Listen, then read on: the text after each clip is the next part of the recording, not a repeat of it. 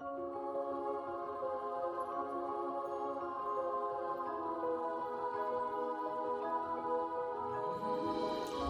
and welcome to Disney Travel Tales, a podcast that allows you to immerse yourself in someone's recent Disney trip. I'm Jenny, and I'm so happy to be here with you talking about my favorite thing, Disney trips. Join us every Friday as we explore the parks or cruise ships with a new guest and learn inside tips and tricks to hopefully help make your vacation go a little smoother.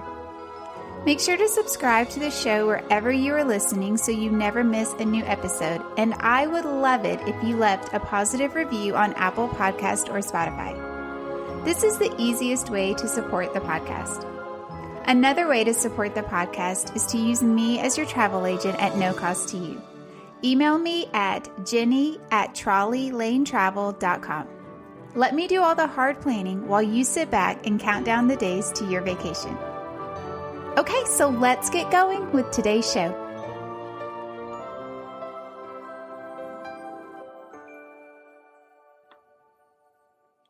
Hello and welcome. You are listening to episode number 81, and my guest today is Beth, and she is here to share her travel tale about her and her family's first time visiting Disneyland. Hi, Beth. Thanks for coming on the show again. How are you? I'm good, Jenny. Thanks for having me. I am very excited to talk to you about Disneyland and y'all's thoughts because y'all went to Disney World. Was it last year, right? Yes, it was last Thanksgiving. Yes. So both I was anxious to see both parks too. Yeah, so they're both kind of fairly fresh on your memory. So I'm excited to hear about your trip. So let's just start at the very beginning. What were your travel dates? It was June 2nd to June 8th. And how did y'all get to California? We took Southwest from Tulsa, and we had a pretty smooth flight. We had a layover in Vegas, but we had no major issues this time. And while we were on our layover, I checked into the hotel, even though you had advised me to check in at the hotel to ask them about like room preferences and stuff. And I was just like too eager to check in. And I was like, no, I can do it right here. So they actually texted me that my room was ready really quickly. It was like we were still either on the airplane or still at the airport. Like they said it was ready, I think at 1:30. Oh, nice. So we ended up, when we arrived, we flew into SNA, which was the airport that has like a million names. It was yes. John Wayne and Orange County. It was that one. And we decided not to pre-arrange a transfer this time. So we were going to use Lyft or Uber. So my husband checked on those prices when we got there. And we did the Lyft XL. There's only 3 of us, but we had a lot of luggage and stuff. So we wanted to make sure we had enough room for that. And it was ready pretty much immediately. We just... Like, by the time I got out of my post-flight restroom stop, our luggage was there and ready.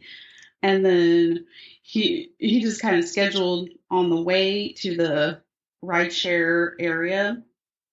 And I believe we had to go outside and then, like, right by the luggage pickup, and then to a parking garage that was nearby. And, we probably waited like 5 minutes for the guy to come pick us up. And I think it was about $35 for the Lyft XL. That's not bad at all.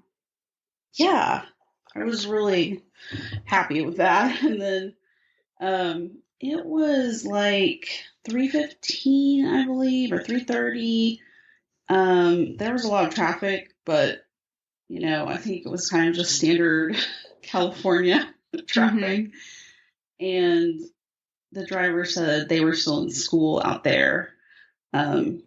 So it was like still only like maybe 20 minutes, 25 to get to the hotel. And we had decided to do the Disneyland Hotel after so much research that I had done and just agonized. Because there's so many close hotels out there, and people mostly advise to do the Good Neighbor hotels, and there's a lot within walking distance, but it was really tough.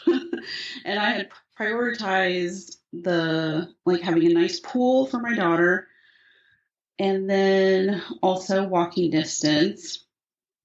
But since it was our first time, I was really wanting to see the Disneyland Hotel, and also they started that promo that was the Disney Visa that we did. So after, I think it was, you probably remember more than me, 30 or 35% off. Yeah, it was a really good discount. Yeah, so I actually didn't have the card, so I think we had already booked.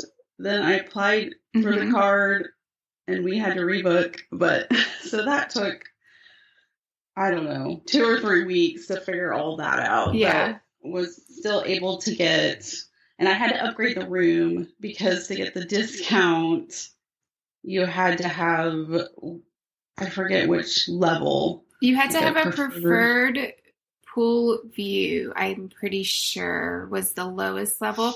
But even so, you had a preferred view, I think. And then even with the upgrade, it was still less than your original booking. Yeah, I think that's right. It was going to be $630 something a night, I think, and then it ended up maybe like $617 or something. Yeah, like it saved a few $100s, but yeah, you got an upgraded view. Yeah, so I was excited about that. And so when we arrived, we went straight to the room that we had checked in, and I could use the app to unlock the door. But when we had an awesome view, and it was the Fantasyland Tower. So when we got in, it was a 2 queen, and I was like really wanting the daybed for my daughter. So she would have her own space. So I was hoping for a king with the daybed. This room didn't have the daybed at all. It had like a chair with an ottoman, and it had the single vanity and like a coffee bar. It was really nice. But I decided to go to the desk and talk to them. And so we went to see if they had any of the daybed rooms available. And she looked and talked to the supervisor, looked on her computer, all this stuff. And she ended up finding one for us that was, she didn't have any of the king with the daybed, but she had the 2 queen with the daybed. So we decided to move to that, and it was in the no, it wasn't. We had to change tower, so it was in the Adventureland Tower. And we moved over there, and I think it was 1 floor lower, maybe. We still had the pool view, and it was just a little bit different angle. So that worked out really well. My daughter was like super excited to have her own little spot. David was like, the mattress on the day was super thin. So I don't know, if you're not a kid, if you would be okay with that. But the Disney mattresses are so awesome. I was actually like looking for one when I got home to order it because I had at both of our trips at Disney World too. It was like I slept amazingly and had no backaches for the first time in years. And I was like, we have to get one of these at home. They are so comfortable. Like I always tell people, stay at a Disney hotel because even the value resorts, they have very comfortable beds. Yeah, I know. It's amazing. And then Also, this room we moved into had the double vanity, so it had a little bit different layout, but that was nice for, just all of our toiletries and getting ready and stuff like that. So yeah, we were really impressed. The hotel was, it had the cute Disney touches and the carpet and the headboard that plays the little tune, and just fun to have the little Mickeys all over the room, and it looked gorgeous, like a tropical getaway outside. It was like, the mid-century look inside, and then the pool area is kind of like the Polynesian looking. It ended up being really chilly the whole time we were there. Like, amazing weather for the parks, but not for swimming at the hotel. Yeah. So, so if you go at that time of year, just be aware that you need to bring pants and sweatshirts. And so every day was like multiple layers, and usually by noon it would warm up to where you could wear shorts and a t-shirt. So sometimes like I'd change midday, or I'd bring shorts with me or pants with me for the evening, or something like that. It was just a bunch of different weather. So, but we had no rain. That's nice. It was, it's like cloudy in the morning, and then it burns off, and then it's sunny. So it was just gorgeous. Let's see. So I have a quick question about the pool. Was the pool heated like they heat them in Disney World, or no? Yes. Okay. The pool was heated, and it was just, one of those where you have to stay underwater to stay warm. Yeah. When your head freezes. Just your head pops out. And then you didn't even do the cool slide because it was so cold to get out and then climb up and be in the wind. On that we were like, we'd get out, walk over there, and be like, oh my gosh, it's freezing. Yeah. And then Zoe would do it. And also, they have that new DVC tower that's, so it's like a fourth tower, and it blocks the sun from the slide and the pool over there. Oh. So it looks gorgeous, but it's kind of a bummer because it's like, that's where that area gets the sun. Yeah. And it was blocking it most of the afternoon when we were there, but we would go back pretty much every day. We went back between 12 and 2 to take a break, and then we would stay there till maybe 4 or 5. So we tried swimming probably 3 different days or something, and the hot tub was very full. There was one little hot tub, and there were kids in the pool, that didn't care, but we just kind of would float in there for a little bit and then get out and be frozen, take a hot shower.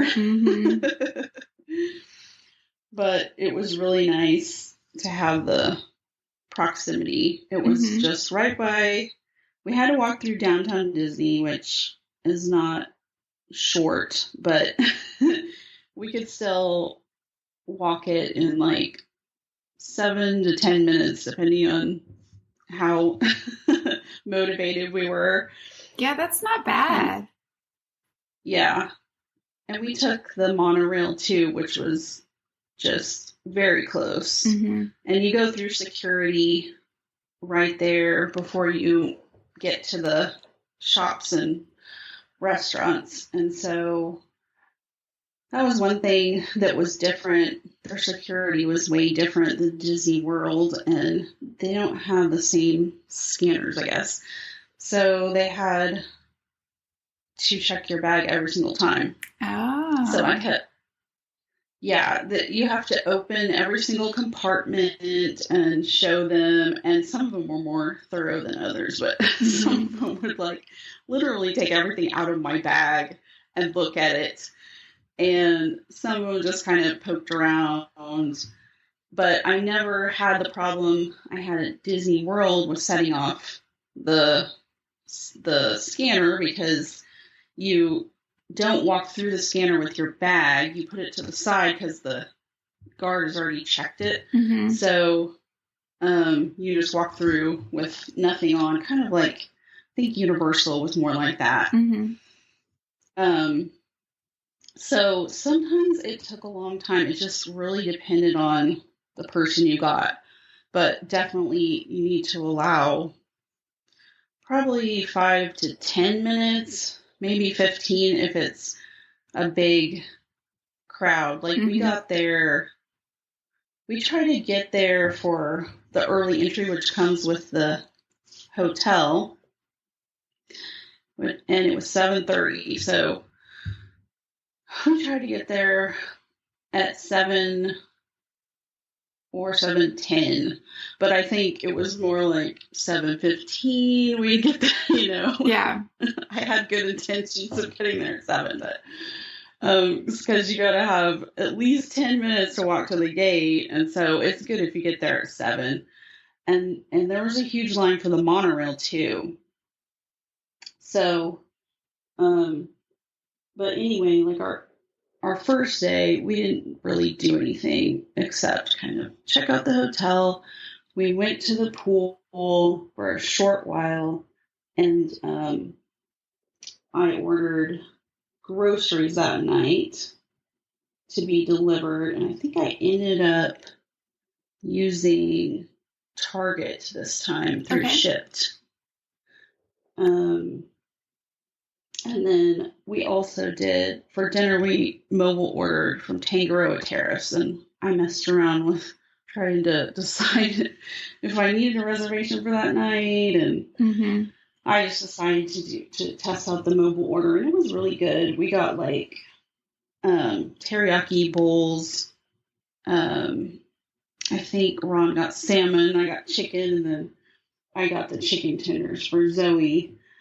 And she wasn't super enthused with the chicken tenders. I think she ate the fries and stuff, but they weren't great. Yeah. And they came with like either like a Polynesian or kind of like a teriyaki sauce that she wanted ketchup and yeah.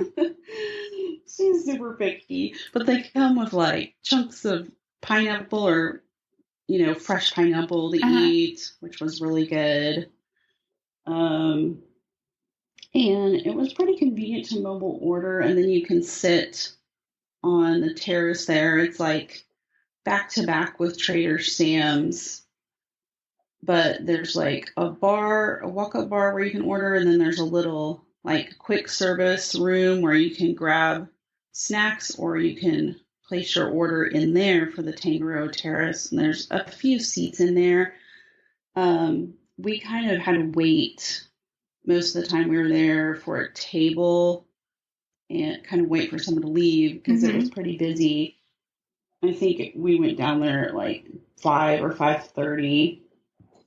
And then the only other thing we did, we decided to walk to downtown Disney a little bit just to see like how long it took to walk to the parks, and then we had to pick up the enchanted extras that came with our room. We had to pick them up down there, and we got like a cooler bag that was pretty cute. It's not a backpack though; it just has a shoulder strap. Okay, but it's kind of the shape of a backpack, so it's kind of interesting. And then we got lanyards with pins and some coupons and stuff. And she let us pick either the Disney 100 lanyards or they had like a regular Disneyland one.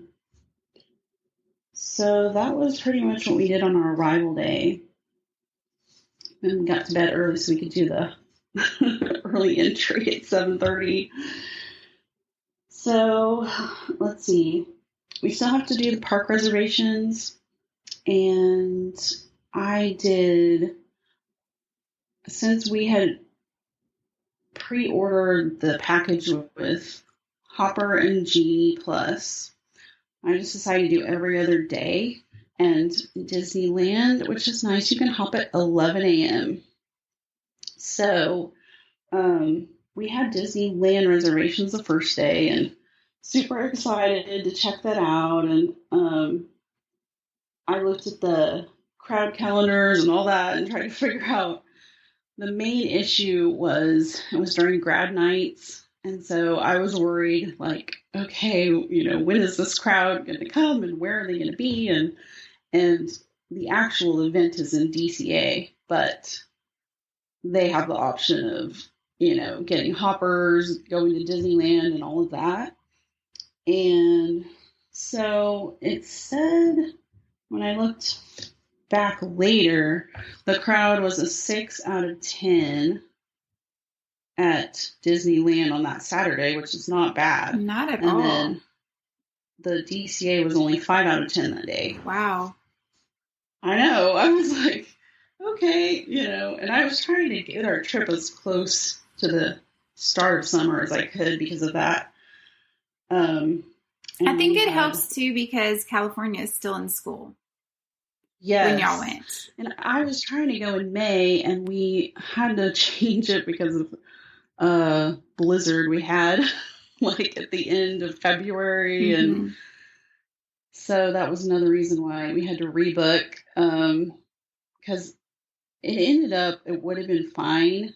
They didn't make us go into that Memorial Day week with our snow days, but we had to go through that full week before Memorial Day. Mm-hmm. So we would have been leaving like immediately after school was out, and I think it worked out okay. But so the crowds weren't bad on that Saturday, and you could definitely tell each day by 10 or 10:30 it would start to get busy, and then for sure like 11 to maybe 6 or 7 it was pretty congested. Mm-hmm. But I didn't think that day was bad. So I wrote down that we got to security about 7:10, and I was like going back and forth. Should we walk to the gate or should we take the monorail? And I had heard not to take the monorail for rope drop, but I was like, well, I really want to ride it, and it takes you right in. And we hadn't walked the full distance the night before. It seemed like a little bit farther than I thought to get to the gate. So I was like, let's just try it. So we hopped in the line, which was getting pretty long. But the monorail operators, like, they didn't start scanning people in. Like, they waited till 7:30 to open those gates. And then another thing is your first day, they have to take your picture when they scan your ticket. So that holds up, whoever's there. Mm-hmm. So we had to do that. And then thankfully we got on the first monorail still. Because if you get, if it's full, then you're stuck there again waiting. So that could really eat up the whole time. Mm-hmm. So that was probably not the best move. We ended up getting to Tomorrowland is where it lets you off. And it was 7:45. So not great, but we still got in there, and we didn't have to walk, but it was fun to take the monorail in there. You can see it kind of goes past, it goes like over the Grand Californian, and like you can see some of DCA, and that was neat. Yeah, that's fun. And because y'all had y'all had multiple days at the parks, it's not like you were not going to get a chance to get there early another day. So, right. Yeah, I think it wasn't that big of a loss. Right. Yeah, and we had scheduled 4 park days, so I tried to have the mindset of like, we're going to have time to get to everything. Yeah. Don't panic. But I think it's just the nature of like my over planning, and then having, I forgot to mention that we're using DAS too. So the Disability Access Pass. And we used that in Disney World as well. But I did the pre-registration again, and it went a little bit smoother. I still had the same issues with it takes forever to connect to them online, and you just have to set aside multiple hours, and but the process was pretty smooth. The only issue is my daughter is not into the thrill rides, and so all the rides that are pre-select are the Genie Plus rides. Mm-hmm. So, which are only maybe a third of the rides that they have. I think there's maybe 22 or something with both of the parks to choose from. So I had trouble kind of choosing those, but scheduled for the first day, I believe it was Small World and Haunted Mansion for those. So anyway, what my thought was with the DAS, which you schedule on your phone the same way as Genie Plus, and having the Genie Plus, it was I felt like I constantly had to be scheduling and looking for the next thing, and it kind of makes you rush around even though we didn't need to. Right. So basically we decided to go to Fantasyland first and try to get as many of those as we could, because none of those are on Genie Plus, and we can use the DAS for those, but there's very few lightning lanes. That was a whole new thing for us too. Where do we go to use the DAS? So that was every ride was different, and you had to talk to the cast member each time. And so that just kind of, it wasn't a big issue, but it kind of threw in a little anxiety for me. Okay, I don't know where to go, Yeah. But you could pretty much always find the cast member, and they would usually direct you to the exit of the ride, or they had a halfway point that they used to let people in. So, but since we were early entry and we didn't have to start using the DAS or Genie yet. So we did Alice, and that was really cute. And the other factor had in my mind was the refurbishment was that week. So it was Alice, Peter Pan, Mr. Toads, and The Little Mermaid were going down. So I was we have to ride those Saturday and Sunday. They were going down Monday, I believe. Oh, so that's nice. Y'all still had a chance to ride them.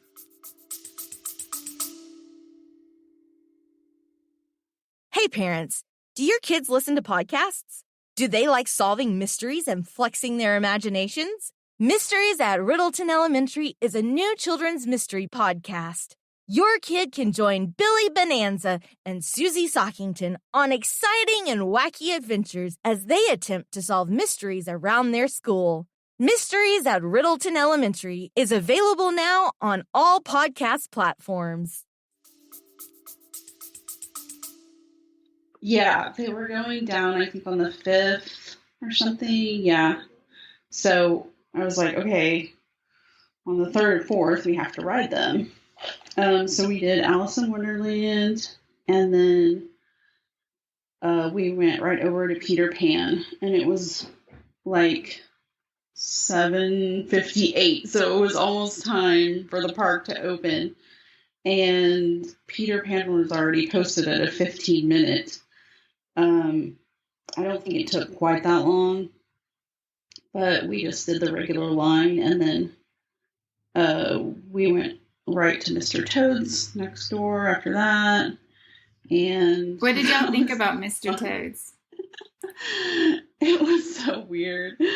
I had watched the ride previews and stuff, but my daughter hadn't and my husband hadn't, and so it was kind of funny. Yeah.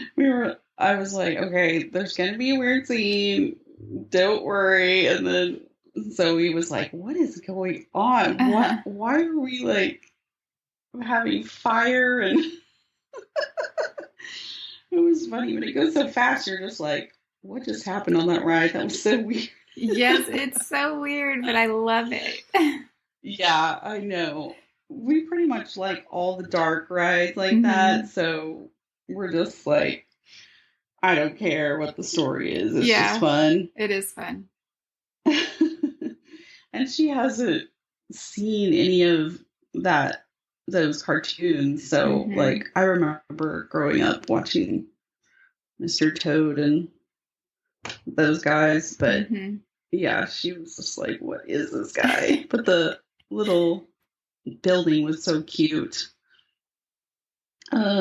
So then we just stayed in that little area behind the castle, and we walked across to Pinocchio, and that was like creepier than Mr. Toad's to me. It was like scary, weird stuff. Like if you have a toddler, you might be aware of like it's really dark, and then you're like in the scary carnival and the donkey part where the kids turn into a donkey. Oh my gosh, that was weird. And so that was like 8:22, and then we went next door to that was Snow White, and I forget the long name of it. Snow White's something. So it used like to be Snow White's Scary Adventure. Is it still called that? Okay. I don't think so. No, I think they changed it. Yeah, it's something. They took out some of the scary parts. Yeah. It still has like kind of like a stormy scene and you see the witch but I thought it was cute because they had the same mining scene that's on the mine train ride, Magic Kingdom. They have that part in the middle of it. So that was cute. It was pretty good. It had more of a comprehensive story, I guess. And then, so let's see, it was about 8:30 at that point. And I scheduled a DAS at that point. So let's see, like while we were in line for Snow White, we had to wait about 10 minutes. I scheduled a DAS for Mickey and Minnie's Runaway Railway.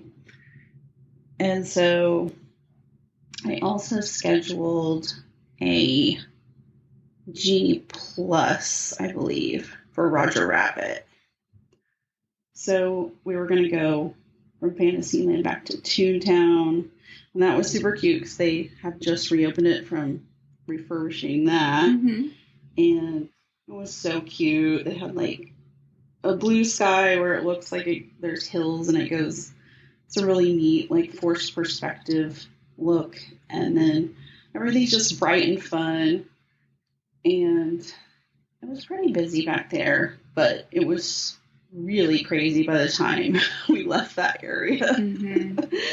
Like we got back there at 9, and then by the time we left it was probably 10:15 or something, or 10:30, and it was getting packed. But let's see, so we did Mickey and Minnie's, and that was like exactly the same, but the queue was really cute. So it was the same as the Hollywood Studios ride part. But I believe when we were at Hollywood Studios, we used the Genie, and I feel like we missed the pre-show. It was weird. I didn't remember it at all, but it was like the little cartoon of the train and Goofy, and it like explodes and it pops, smoke through the screen, and you walk through that, like they open it up to go into the ride. So that was cute, and we liked it a little bit better this time. I felt like everything went a little bit smoother. Zoe was a little more willing to try stuff. So I was like also nervous about Roger Rabbit because I had heard it was kind of wild and like the cars can spin. So I was afraid. I was using my motion patch again, but I was still like spinning stuff. No, I don't like that. Yeah. But you can kind of make the car spin or not. Like you can hold it pretty still if you want, or you can spin it to see all the things. So, let me see. I think we did. So our Genie Plus wasn't until 10:15. So as soon as we got out of the Mickey and Minnie's, I mobile ordered from the Daisy's Cafe or Cafe Daisy. I can't remember the order it is, but they have these little donuts that are like little cinnamon sugar that are really good. They're kind of like if you've ever been to one of those mini donut shops. We have one called Sugar Llamas in Tulsa. But they're just like itty bitty donuts, and I think it comes with maybe 6 of them. And then I ordered their special cold brew that they have there, and it was super sweet. Like if you like the sugary coffees, you'll probably like it. But it had so many different flavors layered up. I was just like, this is a lot. It was like toffee, caramel, and chocolate, maybe. Oh, yeah, that does. It was at least sweet. 3 flavors. Yeah. It was very sweet. I was like, whoa. So I got that, and then we took a little rest because we'd already done like how many rides? 1, 2, like 3, 4, 5, 6. About 6 rides. Yeah, that's crazy. And so, yeah, and it was like 9:15 or something. So we went over to Mickey's house, and Mickey and Minnie's houses are over there, and they're really cute. We can see Minnie like meeting with people on her porch, and you can go through Mickey's house, and it has like cute props throughout the whole thing. And then when you get to the back, there's a line to meet him. Well, they told us it was 25 minutes at that point. We were like, So we didn't want to because she's like not into the characters. I wanted to wait, but I was also like, that's going to take up the, low crowd time in the park. So I was like, well, we'll have time to come back later. So I decided I wanted to do the little coaster back there, the gadgets, and Zoe and Ron wouldn't do it. So she wanted popcorn, donuts, and then popcorn. And then, so I bought a popcorn bucket for her, and it was just the regular bucket, but it had the Disney 100 on it. So, I got that, not realizing at that point that they don't do the refills in Disneyland. Oh, I didn't even know that. I know. So I'm like, okay, I got the bucket on the first day. Like, I'm ready to go. And then the next time, I filled it, I think, twice.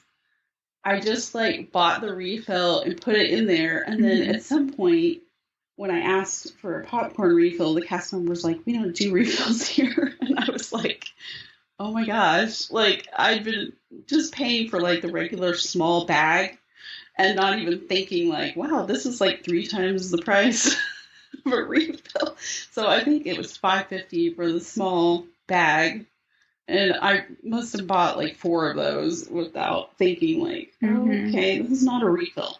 So apparently only the Magic Key holders can do the popcorn refills there. I did not know this. I know. It was a bummer because she wanted to eat a lot of popcorn this trip, but it was still convenient because it has a lid and, you can carry it around without having to eat it right away. So there was kind of a long wait for the gadget coaster. Like, I just had to wait in the standby, and I think it was 20 minutes. It might have been 15. But it was really fun. It was really short, but it was so cute. I really liked that one. And then, like, it went so fast that it was, let's see, 9:50 is what I put down. And so at 10:13, we tapped into Roger Rabbit. So, and we ended up liking it. It wasn't as crazy as I thought it was going to be, but it was still weird because I haven't seen that movie since I was a kid and it came out. And then my daughter hasn't seen it at all. And she's like, I don't even know who this guy is. But I saw recently on one of the vlogs that Jessica Rabbit had like the red sexy dress on, like until not that long ago, like a few years ago, they put the yellow trench coat on her and covered it up. That's funny. I thought that was funny. Yeah, I think it's funny they still have a Roger Rabbit ride because that movie, it's not like a classic. I mean, I guess for some people it might be, but it's so outdated. Yes, it's really weird. Yeah. Yeah, you would think they could put any other cute, they have all those Disney Junior shows and like the new Mickey shorts, and you would think they would do something to match that. That's funny. I don't know. It was kind of weird. But so we left Toontown and we went over to the canal boats that are kind of right there between the Fantasyland and Toontown. And so I scheduled a DAS kind of like as we're walking up for it. The standby was 30 minutes, but we went through, we talked to the cast member, we kind of went to the side, I guess where the exit is, and she was like, yeah, just come in here, and then we got pretty much on in like 5 minutes. And it was really cute to see all the little castles and stuff, and they have like cute little landscaping bonsai trees all around, and then the boat captain or whatever, the cast member narrates kind of what we're seeing. Mm-hmm. It was cute, except we kind of had a crabby passenger on the boat. Oh gosh. And they had, I think, 2 little toddlers, and they don't let you keep your toddler on your lap. You have to set them like on the dash of the boat, kind of facing out. And they were like really particular about this, and the kids kept swerving around and trying to get back on the parent, and then she would be like, please face your child forward. And like those people, by the end, they were like so mad at the cast member, and they were like bickering and grumbling as they got off. So that kind of tainted our ride a little bit, I think.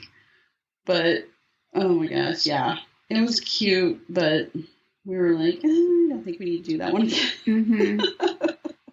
It was weird. So I decided we were about time for our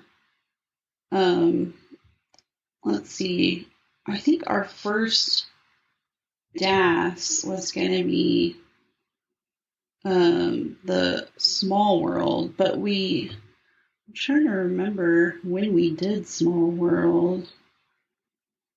I think we did it before our DAS came up because it wasn't until like 11. But it has like that huge facade that looks so cool. Like it has a big building. And it's just really neat looking. Yeah. We ended up doing that one so many times because it was one of the only slow rides on the Genie Plus. And so I was just like, I don't know what to book. I'm going to book Small World again. Yeah. Every time we passed, she wanted to do it. It was hilarious. So we needed to get to the other side of the park to do Haunted Mansion. So I decided to take the train, but when we got to the train that's like by Toontown, mainly like between Fantasyland and Toontown, we just missed it. Like we were like one of the first people waiting for the next one, and I was like, dang it. And I didn't know how many trains were running that day, but basically it's a 20-minute wait between trains, and we were waiting there at least 20 minutes. And then finally I was like, I don't know, should we get out? And then more people kept coming, and we were kind of stuck in the line. So it just kind of, yeah. Zoe was getting really irritated, but I was like, just eat the popcorn, just chill. And finally the train came, and then also the train goes the opposite way. Like it goes from there to Tomorrowland, and then Main Street, and then New Orleans Square. So I wanted to see that little bit where it goes like through the dinosaur back in time stuff. Yes. So I think that's that little stretch there by Tomorrowland. So that was really weird and funny to see. But we were probably on the train 15 minutes. So that was like a big chunk of time to take the train. Yeah. And while we were on there, I mobile ordered for some lunch for Bengal barbecue. So that wasn't quite ready when we got over there. So we used a DAS for Pirates, and Zoe had been asking to ride Pirates the whole morning. And I was like, we're going to get there. I didn't want to crisscross the park if I didn't have to. So I'm like, oh, okay, we're going to do it, when we go over there for Haunted Mansion. It'll be soon. So we got to do it. And that one was hard to find where to go for DAS, because it's really like crowded over there, kind of small streets, and it's supposed to look like New Orleans, but then there's like a bridge where the line is and all this stuff over there.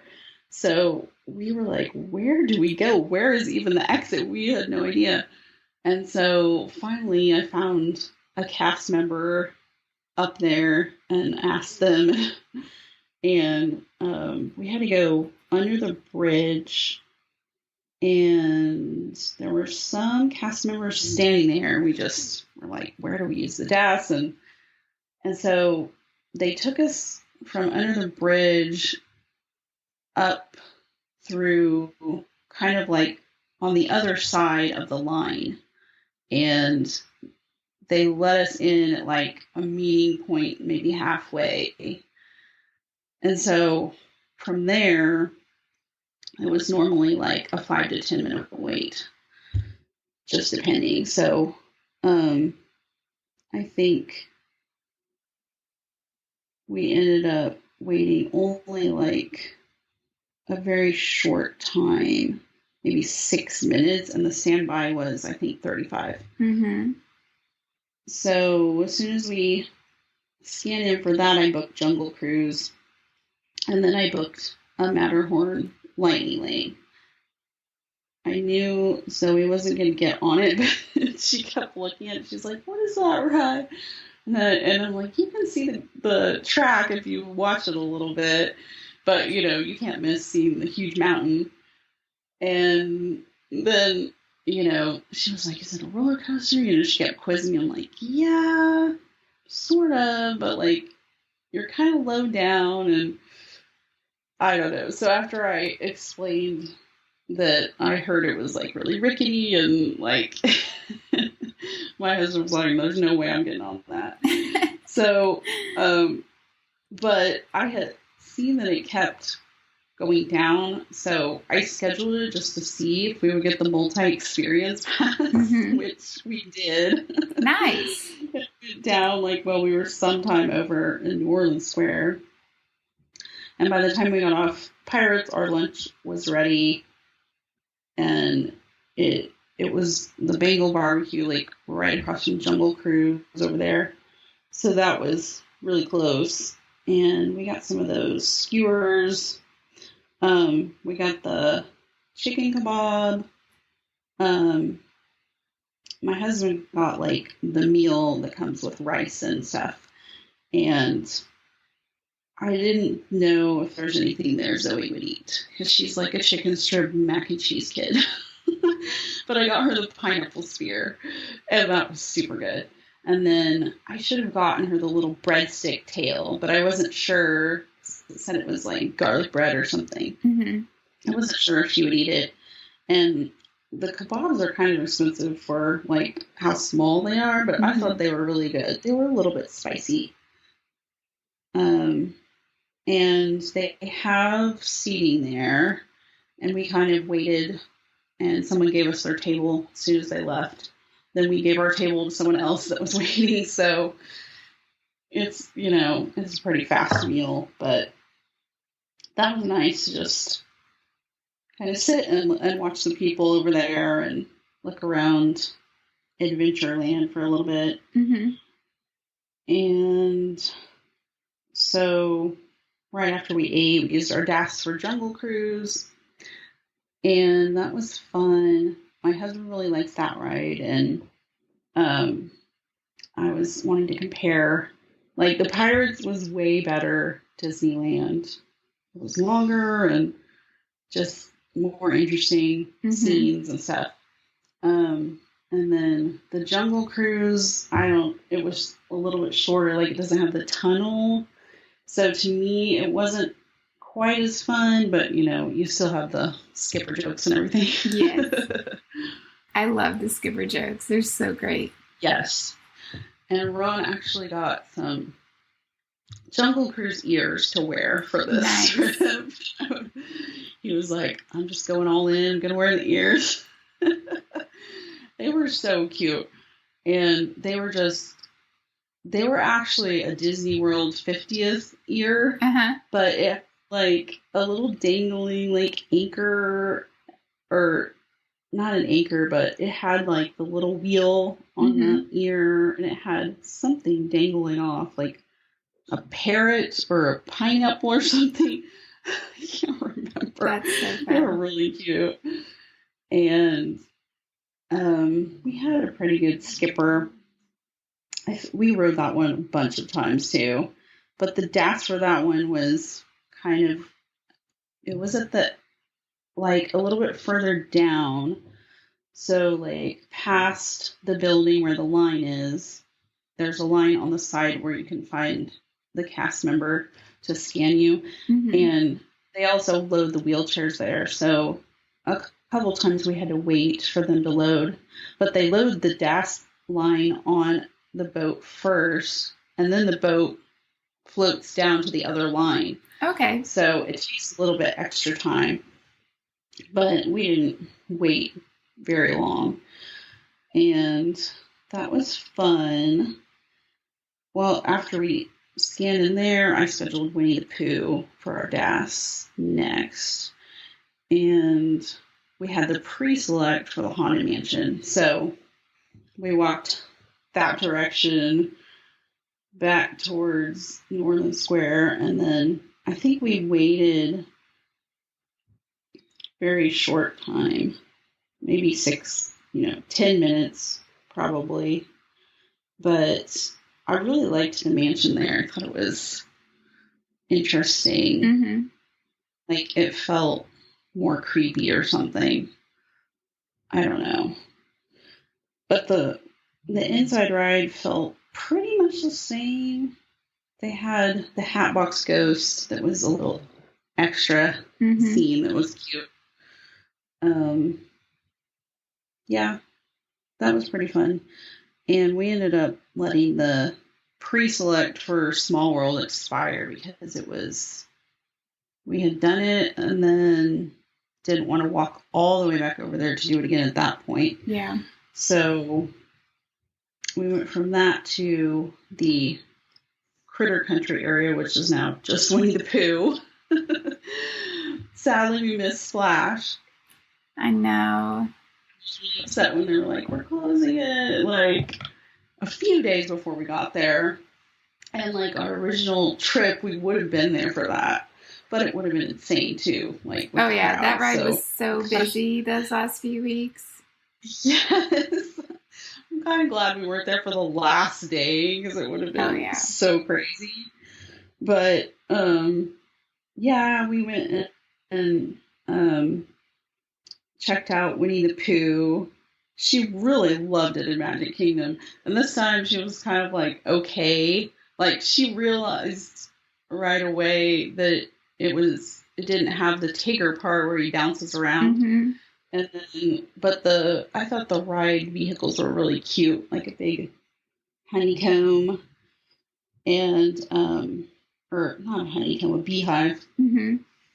Then, but it just felt like a tiny bit shorter and it's like so far out of the way. You don't, especially without the splash. It's only like if you're going to the canoes or Hungry Bear to eat that you even see it. Yeah. And so we did that. We waited maybe 5 or 10 minutes. And that was another one where we had no idea where to go for the DAS. And I kind of flagged down a cast member and it was like, I don't think she was used to using them that much because the line was like, it was probably a 15-minute line. Mm-hmm. And she was like, well, okay, come over here. She opened the chain and like stuck us in the middle, which I hate that because then you feel like you're cutting in. It's kind of weird, but but we waited maybe 5 minutes after that. And Zoe wanted to do Pirates again. She was hooked on Pirates. And I had ordered her some really cute ears from Etsy that were like the laser cut plastic sign. Have you seen those? Yes. So they were black with like a pirate ship on one and like the skull, Mickey skull, I think, on the other one. It was cute. And then I got her a shirt. So we used, it was kind of the standby was $35. So, but we had the multi-experience from the Matterhorn going down. And that one, you can use it on non-lightning lane rides. Like there's a huge list that you can use it on. Pretty much everything but Rise, I think, was on there. And I was like, well, there's probably, no big ride I need to save it for since we had the DAS. So I was just trying to save as many minutes as possible. So with that one, you don't have to schedule it. You just walk up and they scan it. So we didn't have to wait the standby time or anything. So we just went to the DAS entrance that we used before and they scanned it. So that was about at 1:30, and we had to wait a little bit longer that time, like 14 or 15 minutes. But by the time we got off Pirates again, we were like so tired. And we had done so many rides already. I mean, I know that's crazy. Y'all have done so much. We did so many. Yeah. It was a lot. But, so we walked back for a rest. I had moved around. We had the fireworks party at DCA for the World of Color 1. And I kept moving it. Like, you scheduled it for us on Sunday, but what happened, or no, you scheduled it on Saturday, I think. What happened was I started freaking out that we'd be like so tired that first day from the time change at Disneyland that we'd be like falling asleep in our dessert. And so at some point I kept looking for an opening later in the week because also we had scheduled Fantasmic. This is before it caught on fire. So I had to cancel that dinner package, which was so sad because we had not seen it in Disney World. And so I was trying to push it to that day, so it'd be later in the trip, and we'd be kind of acclimated to California. Mm-hmm. But I couldn't get the first show, like it wasn't open. And they had all those, since they had all those grad nights, they do the first showing of World of Color and then not the second one on those nights because they close the park just for those kids. So it was, a little bit limited. But at some point, I changed it to Sunday, thinking like, okay, that'll be one more day, and then that's already our DCA day. And then I had planned on seeing my cousin who lives in LA area. And he told me that was the day they could drive down and meet us. And so that's why I was kind of like, oh my gosh. We were going to have dinner with them. And then I was like, I don't want to have to rush to see the World of Color show and be like, sorry, we got to go. Right. And so I moved it back to Saturday. And so we had it on our first day after all. But that was why I was like, we have to go to the hotel and take a break. We're like, we've already done like 12 rides or more than that. I ended up, I tried to add up that day. We did how many rides we did. And I think it was like 19 or something. Wow. We did 9 standby, and then we did 6 with the DAS, 2 lightning lanes, and the multi-experience. So it was like so many. That's crazy. We were just booking it for ride to ride. And I was like, I'm going to take time and look around and see the sights. And we're just schedule ride for ride. It was crazy. So, let's see. It was, I think, 2:30 when we decided to go back to the hotel. On our way, we were going to take the monorail again. And we walked through the hub and got a picture. And then we took the monorail to downtown Disney. So we wanted some macarons she had seen on the way. They had a little cart in downtown Disney. So I bought her some of those. And then we walked to the hotel. And we saw Daisy and Minnie in the hallway. Oh, fun! When we were getting on the elevator. They were so cute. And Zoe was like, come on, Mom. She didn't want to stop and talk to them. So I was waving from a distance, hi. Yeah. And they waved at me. It was so cute. That is cute. But yeah, I don't know if they were coming back from Goofy's Kitchen or something, maybe. The lunch hour had ended over there. I don't know. But I was like, oh my gosh, they're in the hotel. So cute. So we stayed there for from 3 to 5:30 or something. And we went down and swam. We got a Dole Whip from the Tangaroa Terrace, and we had not tried the Dole Whips in Disney World. So that was on my list of must-do. And I wasn't super excited about it. It was too sweet for me, and it was too much of the artificial pineapple flavor. I don't know. I wish that I would have tried another. I think we tried the swirl later on. But Zoe loved it. She was all about give me all the sugar and all that. Yeah, kids usually are. They can handle it a lot better. Yeah. So I think Ron just rested, and I took her down to the pool for a little bit, and we tried to freeze our buns off in the pool. Yeah. And then I was trying to figure out dinner and all that. I had planned to do a quick service dinner in DCA before the world of color. So I think we headed back over there about 5:30. Mm-hmm. But while we were in the hotel, I scheduled a lightning lane for Monsters Inc.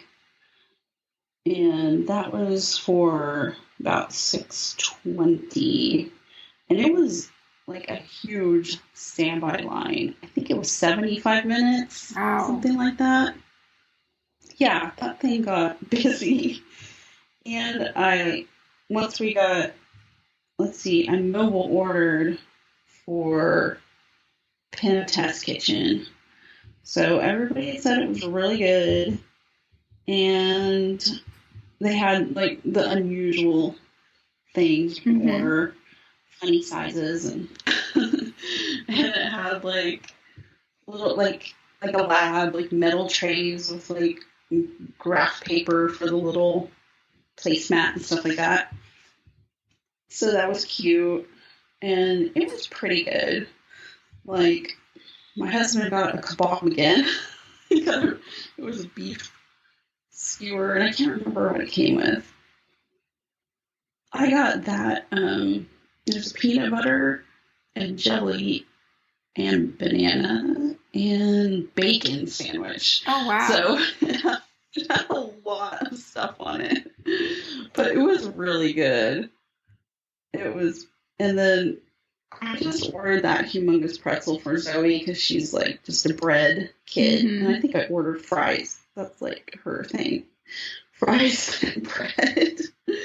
And then I ordered one of the fancy drinks. Like, they have those little themed lemonades or fruity drinks pretty much at every single restaurant. So I think it was a pink lemonade, and it was pretty good. It was very sweet.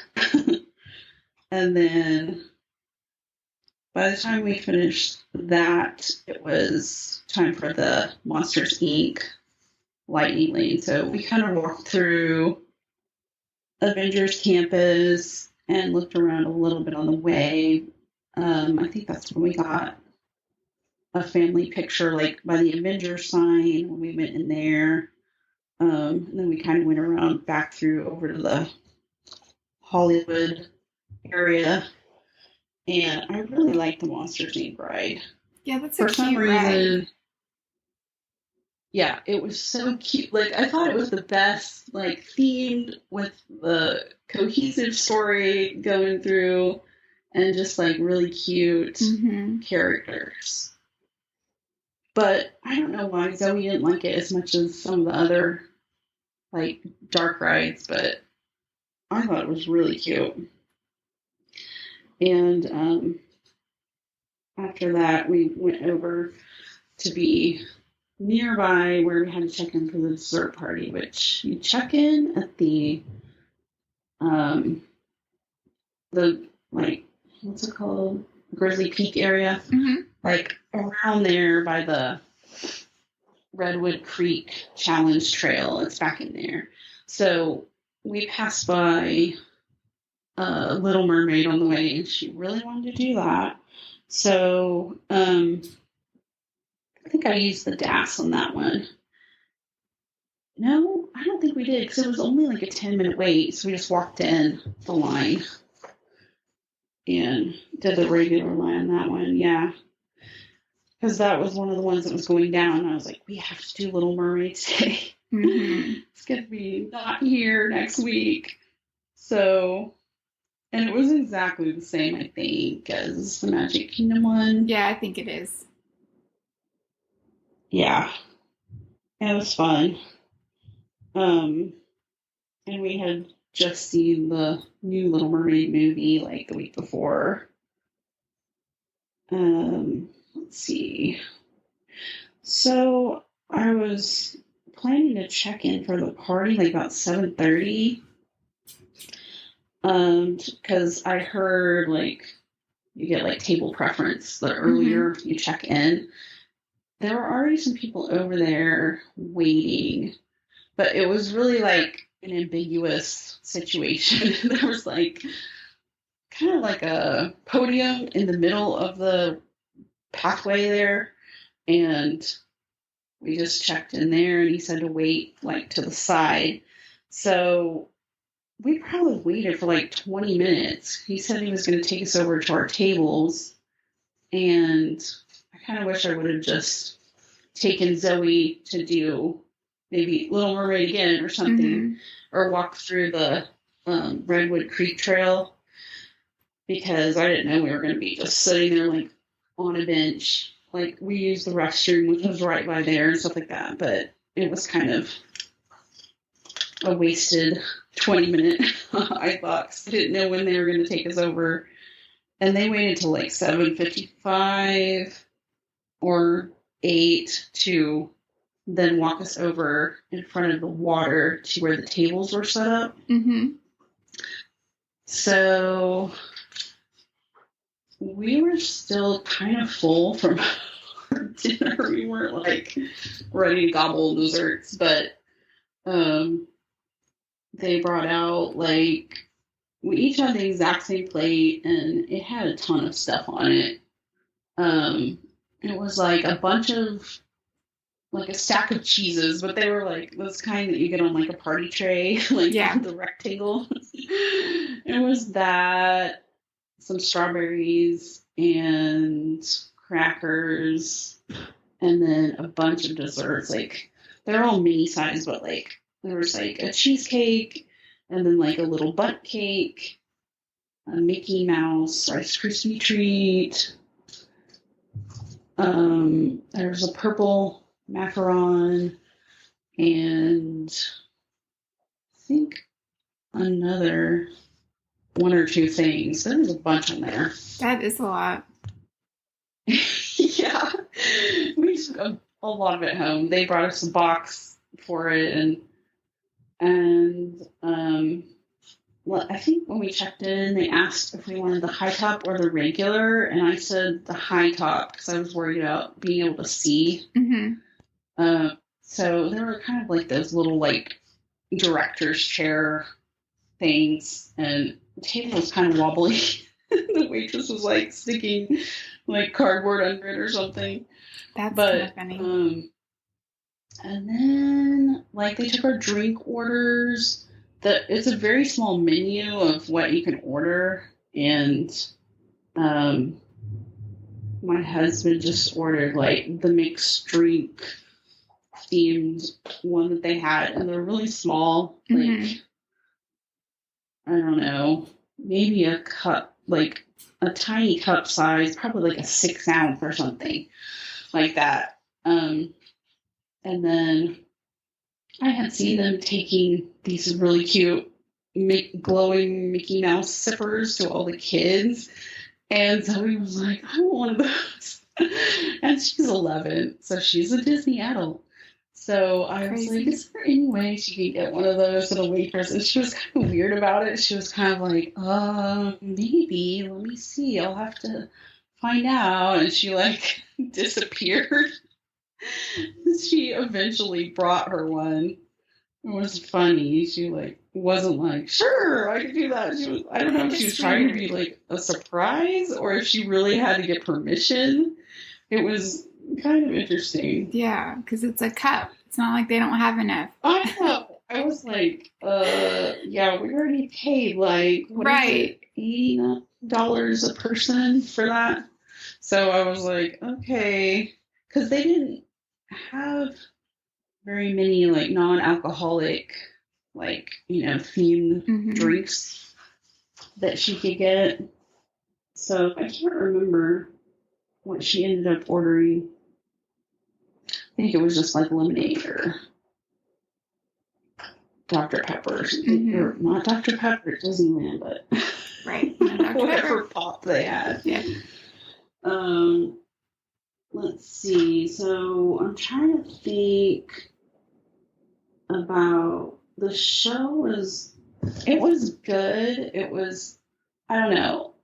I didn't think it was like amazing the way, you know, it kind of didn't seem like a cohesive theme to me. I don't know why, but they were trying to portray like it takes like only one idea, like Walt's idea for Disneyland.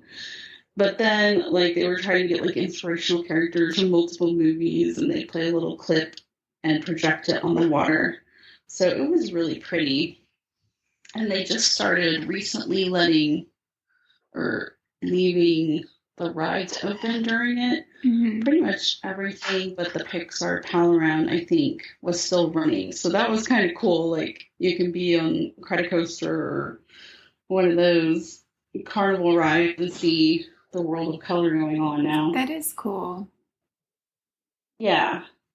And we still got splattered by water in the back row. Like, we're behind all the virtual queue people that are standing, and those people got there like at least 30 minutes before the show.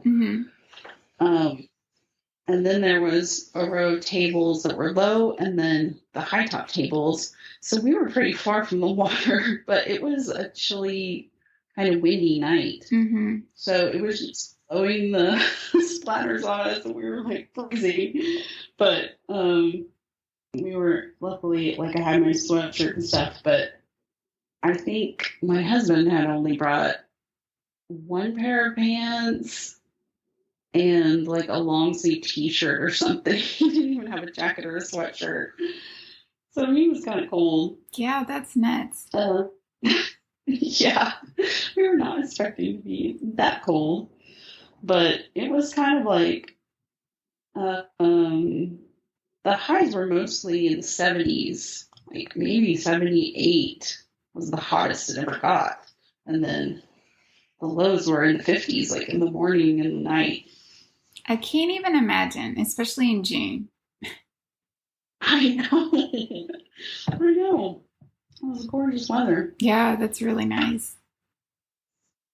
So I was like all set to go back to the hotel and crash. And then right when the World of Color first show is ending, it's pretty much time for the Disneyland fireworks. And so when we walked out to the Esplanade, people were all gathering there to sit and watch the fireworks, like in between the parks. Oh, that's cool. Yeah, I didn't think of that as being an area that people watch them from. But Zoe wanted to ride Pirates again. So I was like, oh my gosh, I guess we can, it's open till midnight. And so it was like, I scheduled a DAS for it, but when we got into the parks, they would not let us go over there to Adventureland because of the way they like shuffle the crowd for the fireworks. They like rope off everything. So like the whole hub is roped off, and then Main Street. So the cast members all have the little wands like directing you, and they were making us go towards Tomorrowland. I'm like, no, we want to go over there. They were like, nope, you're going this way. So we were just standing there like, okay, I guess we can't get there. So we just like kind of stood over there. I can't remember. It was kind of like where the entrance to Tomorrowland was, and we watched the fireworks until they let people move like out of the hub and took down the ropes and stuff. And then we were able to cut across the hub over there. But it was kind of weird. That day they also had the Adventureland exit blocked off for some reason, like the whole day. There was some sort of I think I heard it was like a bathroom or water, like a pipe situation. And it was so like the Tangaroa Terrace was closed that day. Or no, what is it, Tiki Terrace? The one by by Jungle Cruise. Okay. And the Tiki Room. So those were closed, and then it was kind of blocked off like right after Jungle Cruise. You couldn't go over there. So we like had to take a weird right, we had to go through the like, what is it called, the Frontierland area to get over there. So it took That's forever. crazy. Like basically 30 minutes for us to get to Pirates. And we're like, oh my gosh, so we hope this is worth it. Right. So that was like the third time to ride Pirates that day. That's so fun, though. And yeah, so finally after that, she was like, okay, I'm too tired to do anything else. And so I'm like, oh, I didn't get to see most of the fireworks, but it was kind of like we battled through the crowds to do one ride and then left. That was ridiculous, but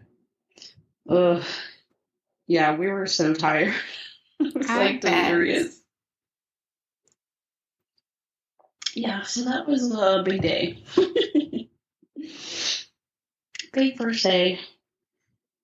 But we all, like, it seemed like we liked the rides better. But you could definitely tell the congestion in Disneyland is way different because the paths are small and there's like little bitty areas in some places that it gets really congested. But overall, I thought the crowds weren't that bad that day. And then I think the crowds were even lower on the Sunday. And we tried, like, Sunday the 4th, we had DCA reservations. And the crowds that day were only like a 3 for DCA and a 4 for Disneyland. Wow. So, I know. I, like, did not expect that on the weekend at all. When was the last time you visited a Disney park? For many adults, it's been a really long time. I would love to help you fix that situation.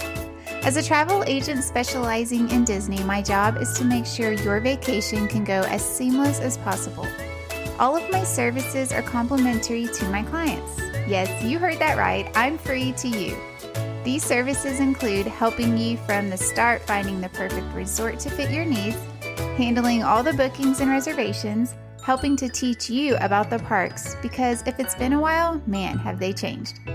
I have insider tips and tricks I share with all of my clients, and I will be your single point of contact throughout your entire trip, even while you are there. Don't wait another year to visit a Disney park or go on a Disney cruise. Let this be the year you finally go. Email me at jenny@trolleylanetravel.com to get the conversation started, or see the link in the show notes to fill out my quote form. All listeners that book a trip with me will receive a $20 gift card to use on their trip. Just make sure you say you heard this on the podcast. Okay, now back to the show.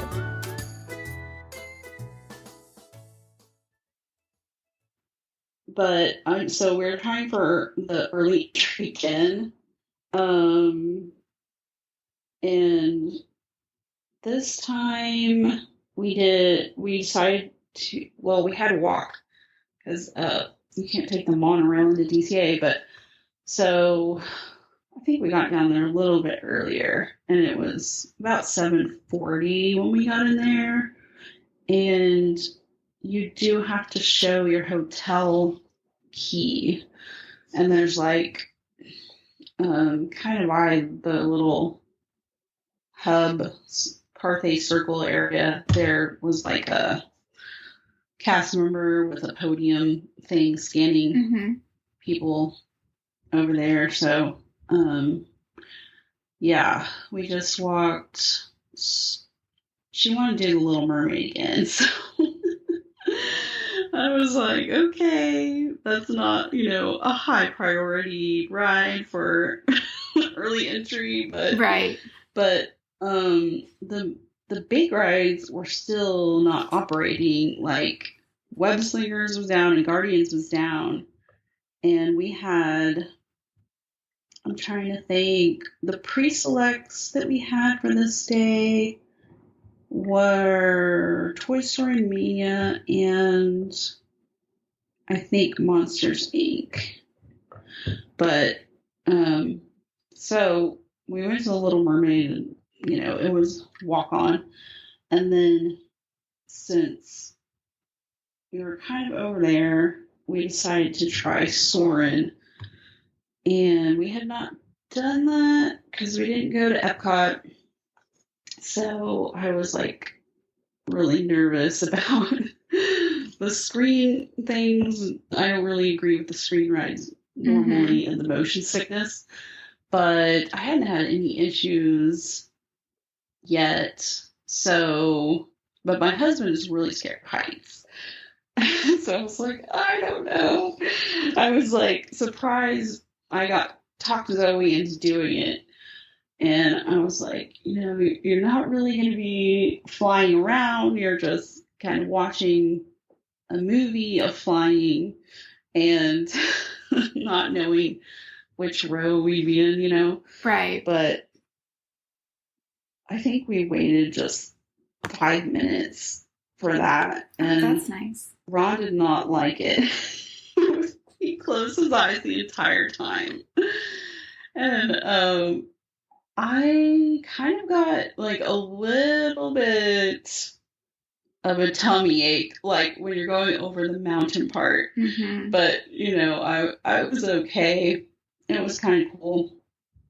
And, Zoe was kind of fine. She wasn't like, that was fun, let's do it again. She was just like, okay, that was interesting. She's like, I'm good. Mm-hmm. So at least you tried it. We did. Yeah, I know. I was amazed that she tried so many rides that she would not try in Disney World. Mm-hmm. And different types of rides too. So I was thankful for that. That's great. I ended up booking a Genie for Guardians, like knowing they were not going to ride it. Mm-hmm. And it was down at the time. And then Toy Story was our first pre-select, and it was early. I think it was 8 or 8:30, but it was also broken or not working. So we got the multi-experience pass for the Toy Story Mania, and then we were like, okay, what can we ride? We're like just walking around trying to find, because for the early entry, there really isn't that much that's open. Mm-hmm. Like, they don't open any of those Paradise Gardens or, the carnival type rides yet. And then Adventures Campus is supposed to be open. But, so we walked over to Cars Land, and Mater's is one of the ones that's open for early entry. So we got on that, and I think is the comparison the alien swirling saucers to that? Yes. Okay, yeah. It was a little bit wild for me for the spinny rides. It's whippy, yep. I did not do the alien ride in Hollywood Studios. I was like, that does not look good. But, I mean, it was fun, but we were like, okay, we're good with that. Mm-hmm.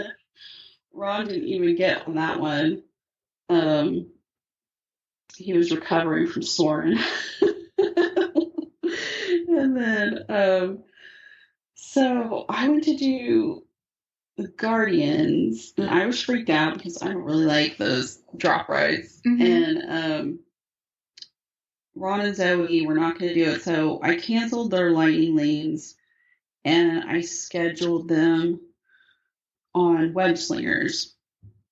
So he took Zoe to Web Slingers, and then I went to Guardians by myself, and it was maybe like 10 minutes I waited, and then they asked for a single rider to fill a slot, and they saved me a ton of time in line. That's so cool. So I went, so I probably would have waited 20 or 25 minutes, and I only waited like 10 minutes.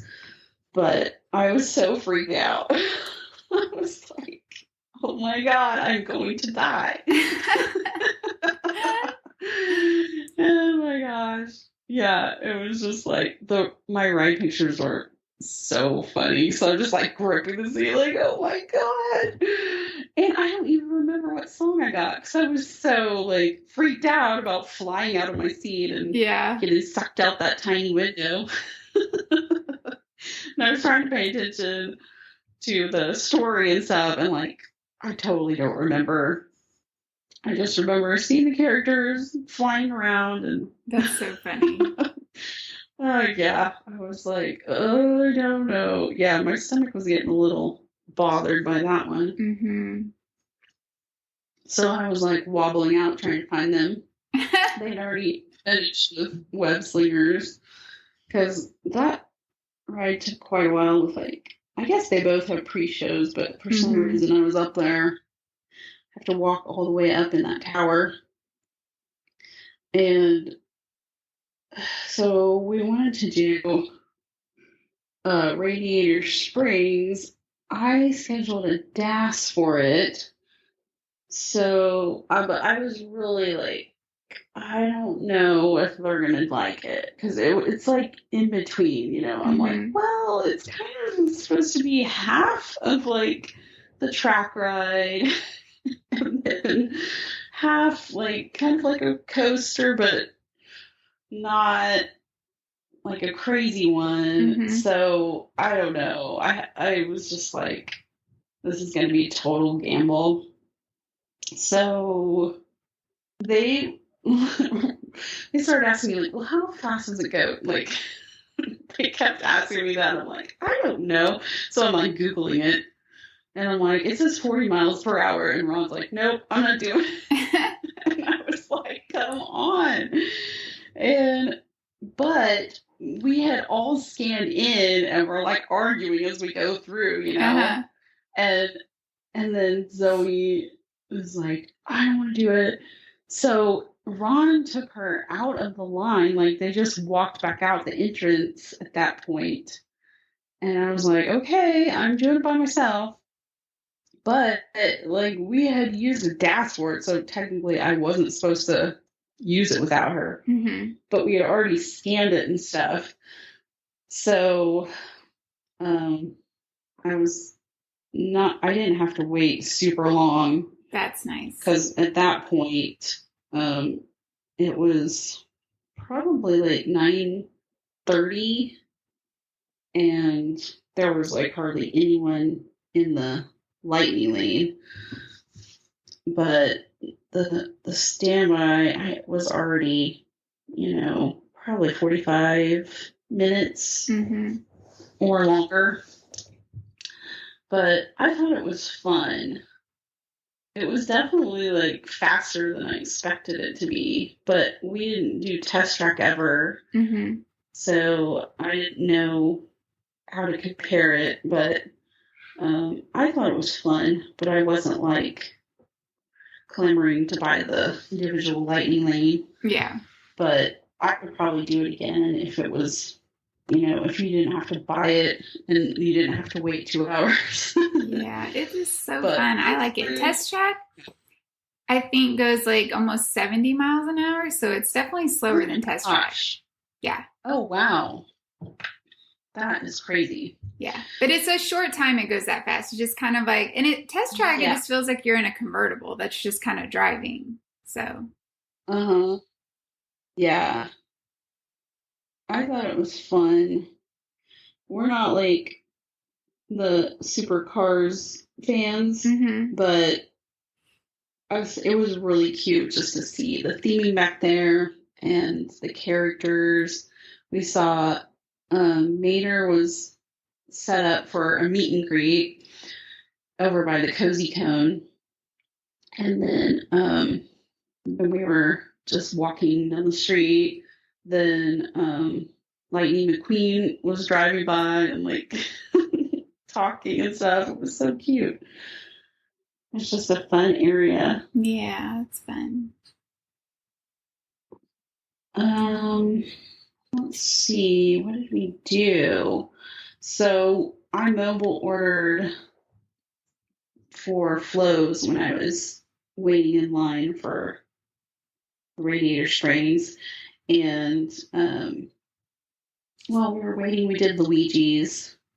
I think we used a DAS for that one.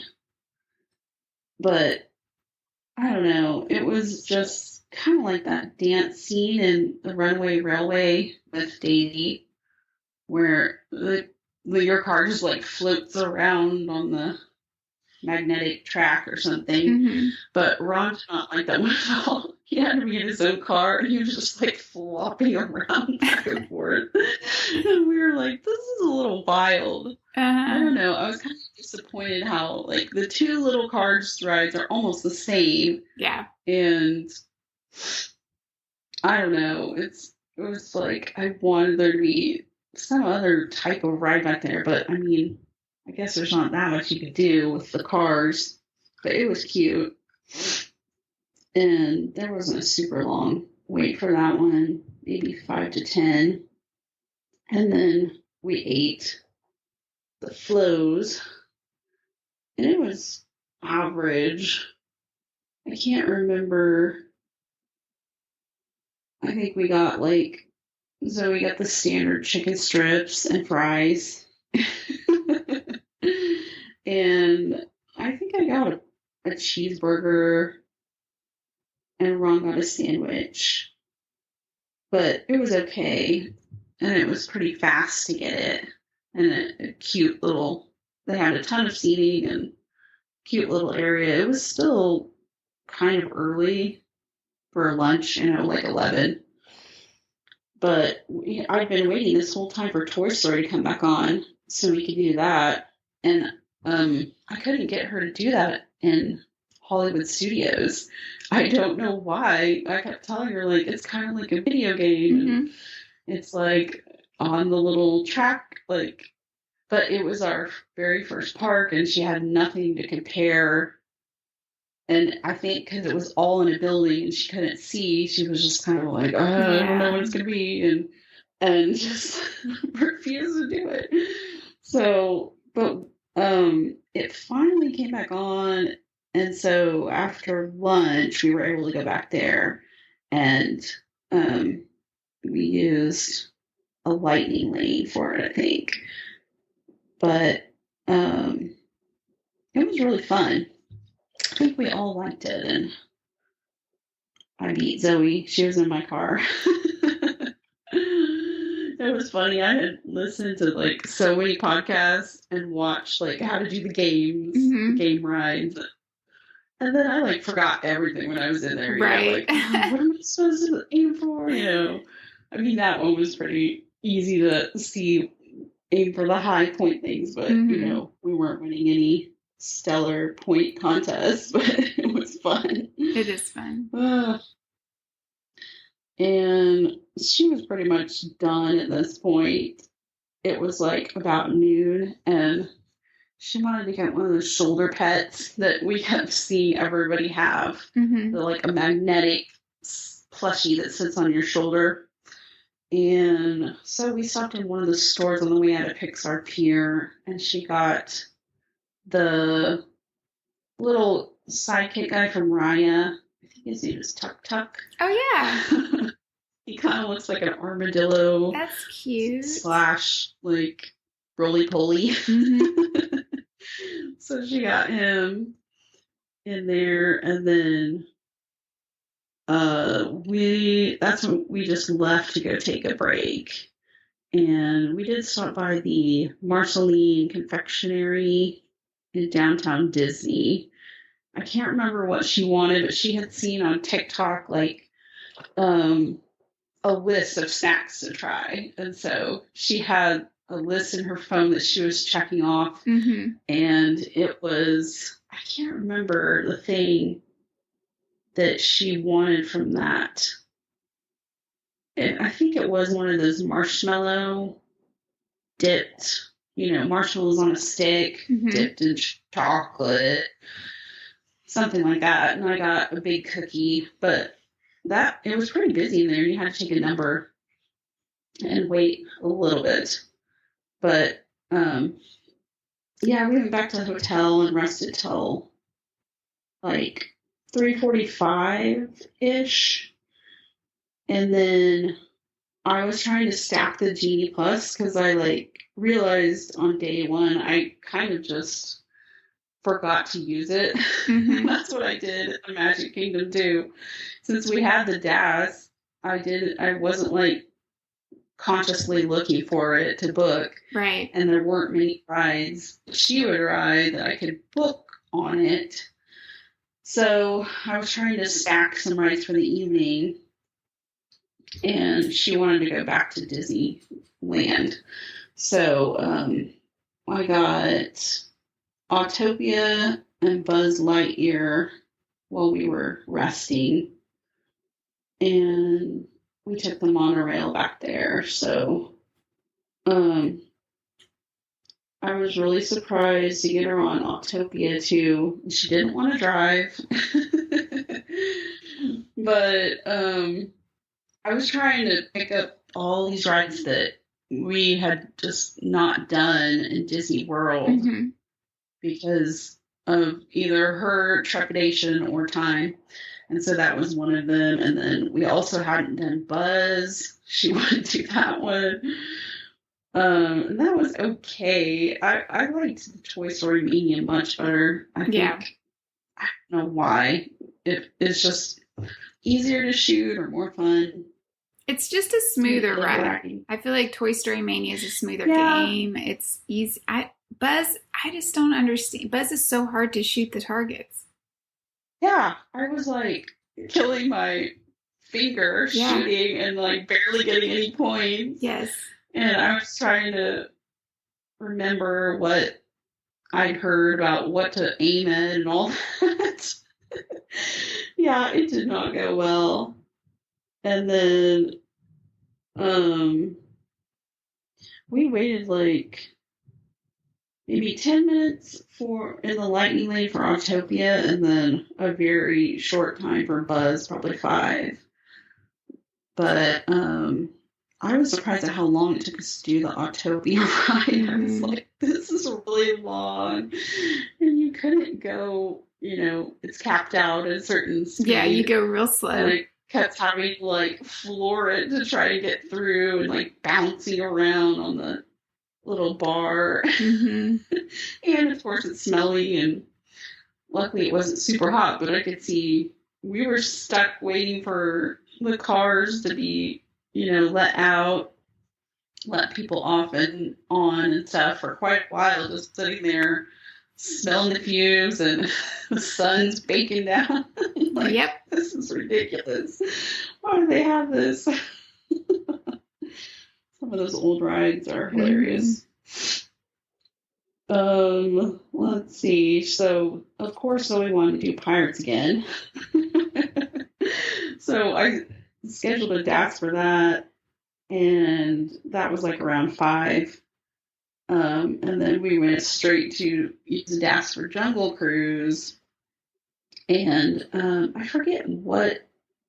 Oh, we still had the multi-experience from that morning from the pre-select for Toy Story Midway. Mm-hmm. So we used it for Indiana Jones, and that was one I was really curious because we didn't do Dinosaur, and I did not think I'd be able to get Zoe or Ron on it, mm-hmm. but they're both determined to be more adventurous this time, I think. So, at the standby for that is super long, but it was I think 65 minutes. Mm-hmm. But we just, went up to the Lightning Lane and showed him our multi-experience.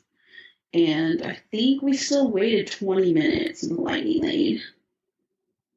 But the queue was really, little cave paths and stuff, and kind of interesting to go through. But I thought they both did well. I mean, it is bouncy and jerky. Yeah, it's jerky. You're bouncing all around. But I think it was fun for her because it was like, you're not going super fast and you're not like whipping around, but you're still getting jostled, and so it feels kind of wild. Yeah. She was definitely scared of the boulder part when there's like a little drop, but she liked it, so I was really surprised. And I tried to get her to watch the movies before we went, but she was like, "This is boring. What is this?" Yeah. I was just like not into it. Oh gosh. But that was fun. And then we used the Jungle Cruise gas as soon as we got off that. And let's see. I had scheduled another dinner. I kept saying I wasn't going to schedule ADRs this time because they took up so much time in Disney World, and but it's so much easier to walk to things here that I was like, oh man, I don't know. I kind of want to try some. So I had gotten a Carnation Cafe dinner, and it was for $6.45. The parade starts at 6:30, so we went over there to check in, and the parade was starting, so everybody's already sitting on the sidewalk and stuff like that. So we kind of sat there and watched the beginning of the parade while we waited for our table.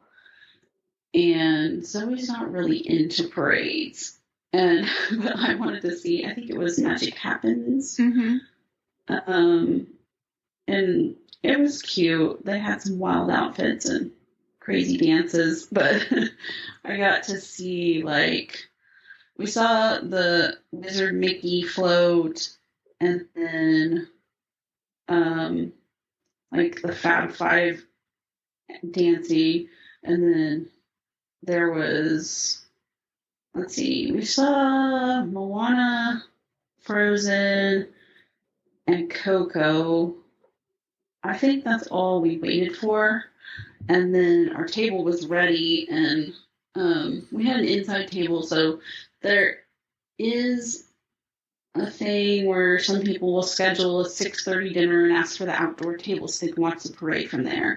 So that would be a good idea. Oh, yeah, that is a good idea. The patio was full when we checked in, so we kind of just watched it until we had to go eat, and then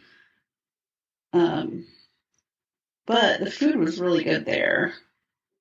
It was probably the tastiest meal that we had, and they seated us right on time. And I got the fried chicken. I think Ron got a fish something, and so we got her usual. I think she got mac and cheese that time, but it was really good. It was home cooking, kind of like mashed potatoes and a vegetable and fried chicken. Well, that's good to know. Yeah, it was. They had so many good things on the menu that I wanted to try, but there were a lot of sandwiches and stuff for lunch that would be good. And I had messed around with. I used Stakeout, the app, to get all the reservations pretty much that we hadn't, or that you hadn't scheduled. And so I kept messing with it do we want to do lunch? And I didn't want to take up a big chunk of time in the park. And I was trying to get a breakfast or a brunch there because it was one of the only places that have the Mickey waffles in the park. But it just ended up working out to where we just grabbed a quick breakfast in the room from our groceries, and then we would get a snack around 9 or 10 in the park. So that was good. And it was pretty fast. I think within an hour we were out of there. Maybe a little bit less even. So, because I scheduled a dance for Peter Pan while we were eating, and that was like for 7:48. So we went back to Fantasyland, and I wanted to do those before they shut down the next day. So we did Peter Pan and Mr. Toad's again, like back to back. And then we did Small World. And I scheduled another Indiana Jones because Zoe really liked it. I was like, you want to do it again? And she was like, yeah, let's do it again. So I scheduled that, and I wanted to do Big Thunder because I did not get to do that either in the Magic Kingdom. It was really hard to do any coasters because Zoe won't do them and Ron won't do them. Mm-hmm. So, I feel kind of weird going off by myself when I'm the one who's like the hyper planner, so I know where all the stuff is because I've been studying the map. But he's kind of like, well, I don't know what to do with her, Right. So I have to be like, okay, I scheduled this for you. Take her to this, And so I kept messing with the DAS and the lightning lane. Like, I don't know what we're gonna do tonight. And I scheduled a DAS for Rise, but then I couldn't get her, she was too tired by this time to go back there. So I think I ended up doing Big Thunder by myself, and I scheduled a Pirates for Zoe and Ron. So, yeah.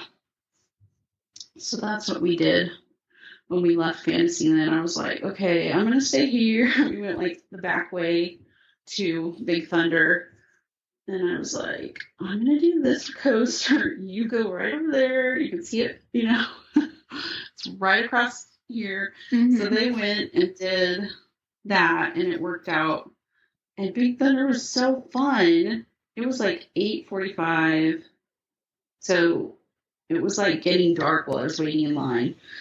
And it was cool. I was surprised. It felt like really long, and then it wasn't like super intense, but still fast. Yeah, I love Big Thunder. It's so fun, especially to ride it at night.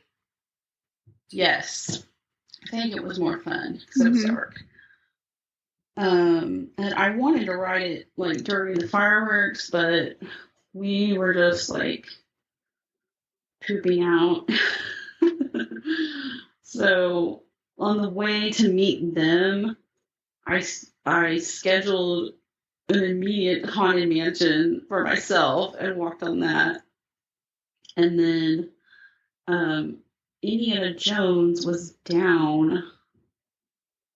So we decided to do a jungle cruise, and it was just like walk on. Mm-hmm. And then after that, it was like, probably 9:30, 9:45, and we were just so tired. So I actually ended up walking Zoe back, and Ron wanted to stay and do a couple more rides. So I can't remember. I think he did Jungle Cruise again, and then I can't remember if he did Indiana Jones by himself, if it came back. I don't know. Maybe he just walked around and like kind of checked out the sights. Mm-hmm. But yeah, so that was another super long day, and I was kind of apprehensive about doing the park hopper. I was like, I don't think we're going to use this. We're going to be, tired, but I kind of like made us use it by doing the rest in the afternoon. Because if we would have tried to push through till 3 or 4, there's no way she would have wanted to go back. Yeah. So that was a good plan for us. That's really smart. Let's see. So let's see. On 6/5, so it was Monday. That was our scheduled rest day. So we had planned to go to the beach, and it was another chilly, cloudy morning, and I think the high that day was only going to be like 69 or something. Wow, not beach weather. But yeah, not beach weather. And we wanted to see the ocean and all that. So we still decided to go to Huntington. I had looked at so many like recommendations for different beaches, and that one was pretty much the closest and kind of, well known. Mm-hmm. We kind of slept in and did mobile order from Tangaroa Terrace for breakfast, and I wanted to try their French toast thing that was supposed to be like the Polynesian, what's it called? The bread that everyone Tonga loves. toast? Yeah. Mm-hmm. Yeah, so they called it Tangaroa toast, I think. And it was really good. Like it's kind of just like the French toast sticks, but like a huge cube. Mm-hmm. But the sauces they had for it were so good. Like they give you like a coconut creamy dip, and then whipped cream and a mango sauce. Yeah.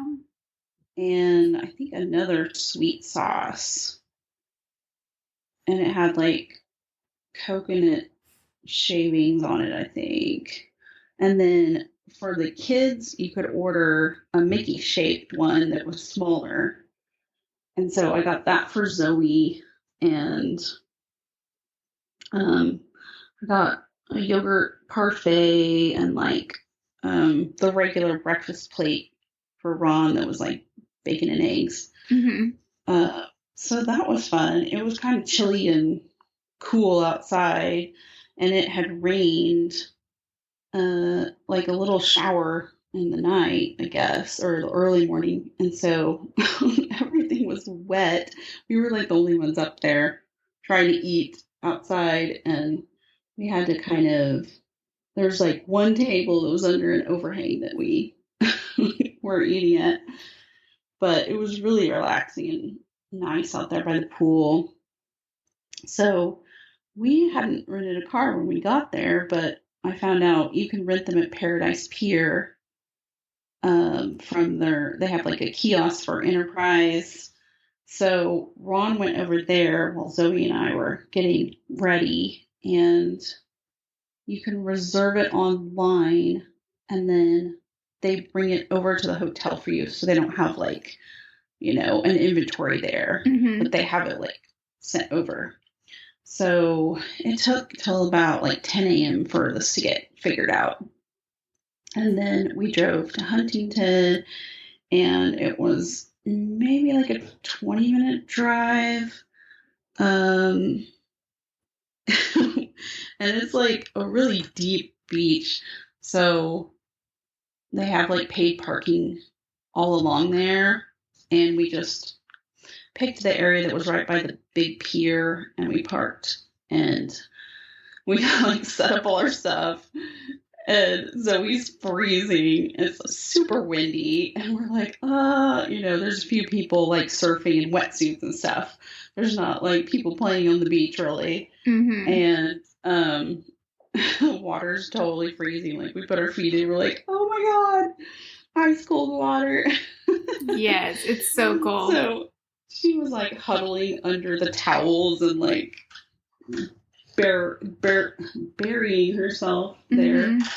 And I don't know, she just had a bad attitude about the cold and just it was not happening. And I was like, oh, okay, do you want to look around for shells or something? Or we just, we didn't have anything to play with besides, going in the water. And so it was kind of like, they did have stuff you could rent.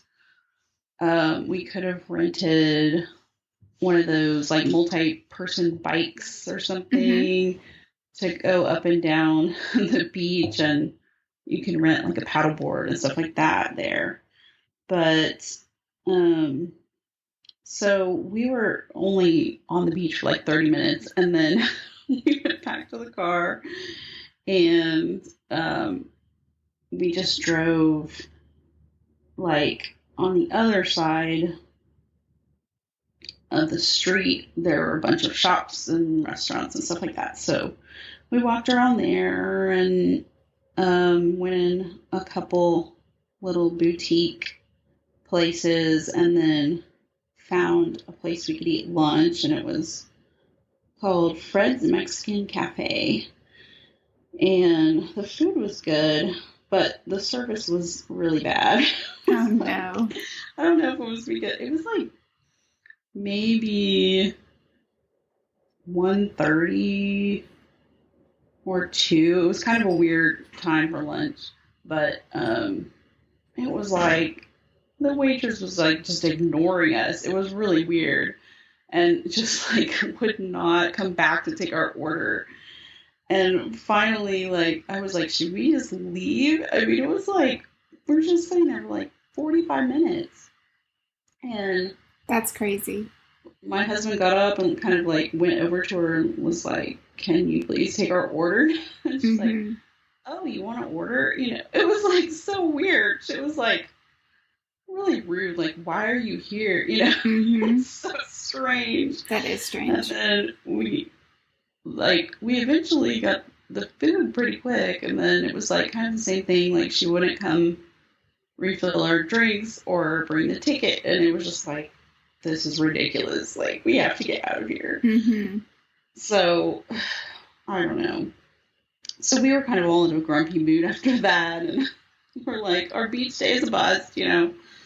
And so we just drove back to the hotel. I think we stopped at Walgreens to get some things we had forgotten, or snacks or something, and then we just went back and rested, and we ended up going to the pool again like around 5. And this was the day we had the Trader Sam's reservation at 7:40, so we kind of waited around for that. And let's see, I just checked in, mobile check-in, like 7:30ish, and we didn't wait very long, and we got a little table inside, kind of squished in the corner. It's like such a small restaurant. Oh, yeah. And it was kind of weird. Like, I guess I was expecting more of a show, but it was just kind of like, if a table ordered one of their, like, themed drinks, they would, like, start shouting, clapping, and, like, there would be, like, a storm on their little fake screens every once in a while. And I thought the food was good. I didn't get a crazy drink. I think Ron tried one of their drinks. I can't remember which one he ordered now. He gave me a peach drink. A peach drink?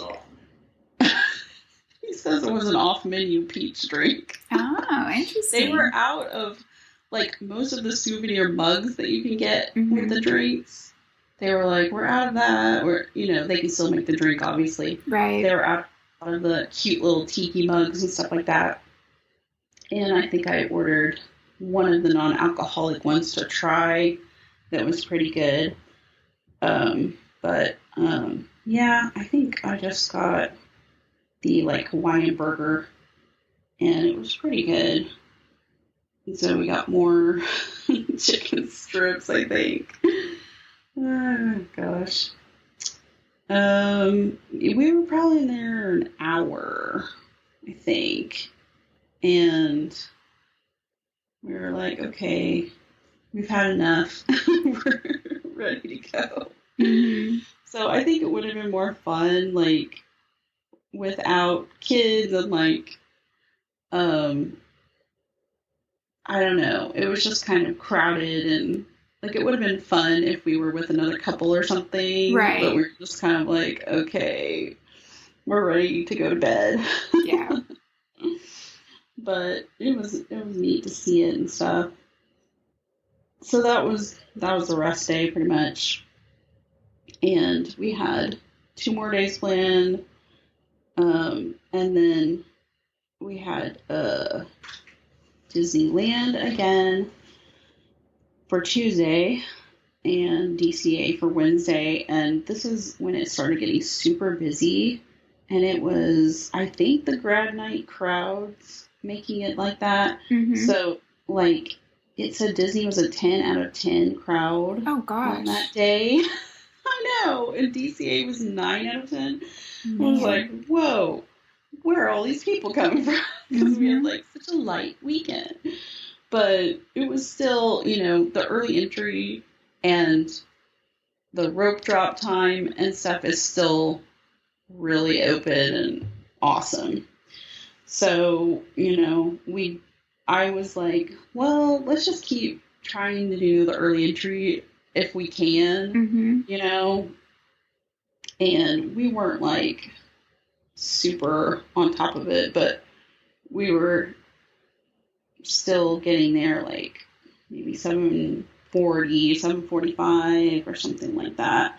So we did a lot of repeat, just like, I was just like, let's just do whatever favorite ones, because we had pretty much done everything except the Star Wars area. Mm-hmm. And I had ended up making, we had the Oga's reservation, and then I also decided to add the droid building.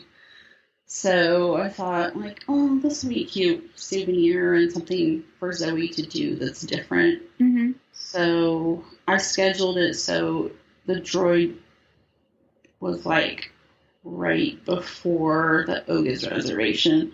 And then I was trying to also line up the rides back there to be about the same time. So I did like a lightning lane for Smuggler's Run and then a DAS for Rise. So in the morning we just did like Fantasyland, and those 3 big rides were down back there. So it was crazy because it was like people could only do Pinocchio or Snow White and the carousel. So in that little area, it was like, those rides were way more than usual.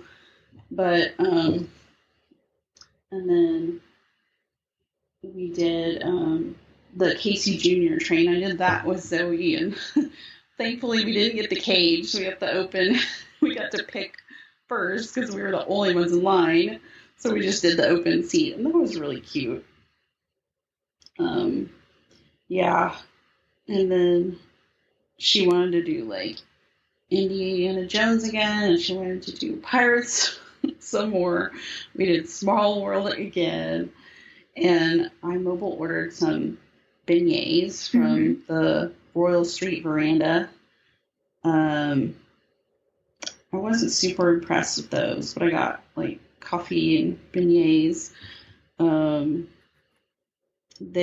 That was like probably like mid-morning or like 9:30ish. Mm-hmm. And then on the way back there, like through Fantasyland and through the bridge over by Big Thunder, we ran into Jessie and Pocahontas. They were just sitting there walking. So I got my picture with Jessie, but the cast member took like a really weird picture. Like the angle is so weird.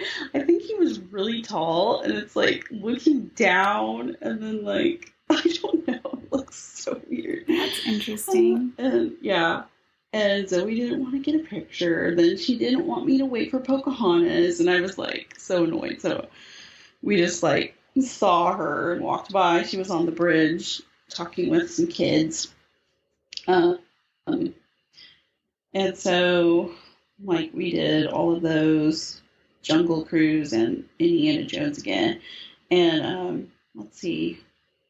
Oh, we did the Tiki Room, and I got like before we went in, I got the bao bun at that stuff was back open. So the Tropical Hideaway was open. So we got that, and then we got the swirled Dole Whip for her to take into the Tiki show. So that was cute. Mm-hmm. Nice little break. And let's see. So we kind of just waited around until we could go back and do our Galaxy's Edge stuff. Mm-hmm. So we did Smuggler's Run, and it was only the three of us. They didn't put anyone with us. Oh, wow. And I was like, what? How do we do it? And we had no idea what we were doing. And like, Zoe was one of the pilots, and I was the other pilot. So we were like crashing. I was like, oh yeah, it's so hard. I forget. I think I was doing the side to side, and she was doing the up and down, Mm-hmm. and I was just like yelling at her, like, "Go up! No, there's a bridge!" Like, it was crazy. And then Ron was supposed to be the gunner, I think, and it was kind of wild ride. I was like, okay, I don't know if we're gonna do that one again. Mm-hmm. But it was fun just to see like the show and stuff, and like, I don't think I even got them to go into Galaxy's Edge in Hollywood Studios. It was just like one of these days where she had a terrible attitude about it, and I just kind of walked through it really fast on the way to Slinky Dog one time, and so we were just kind of like, okay, checking out the stuff and taking pictures. So that was fun. And then we didn't have time to do rides before our droid build, because I was like, well, that's a really long ride, and it's like at the other end. Mm-hmm. So I decided to just do it later, because with the DAS, there's no time limit. Like, after you schedule it, you can go anytime. Oh, that's nice. That whole day.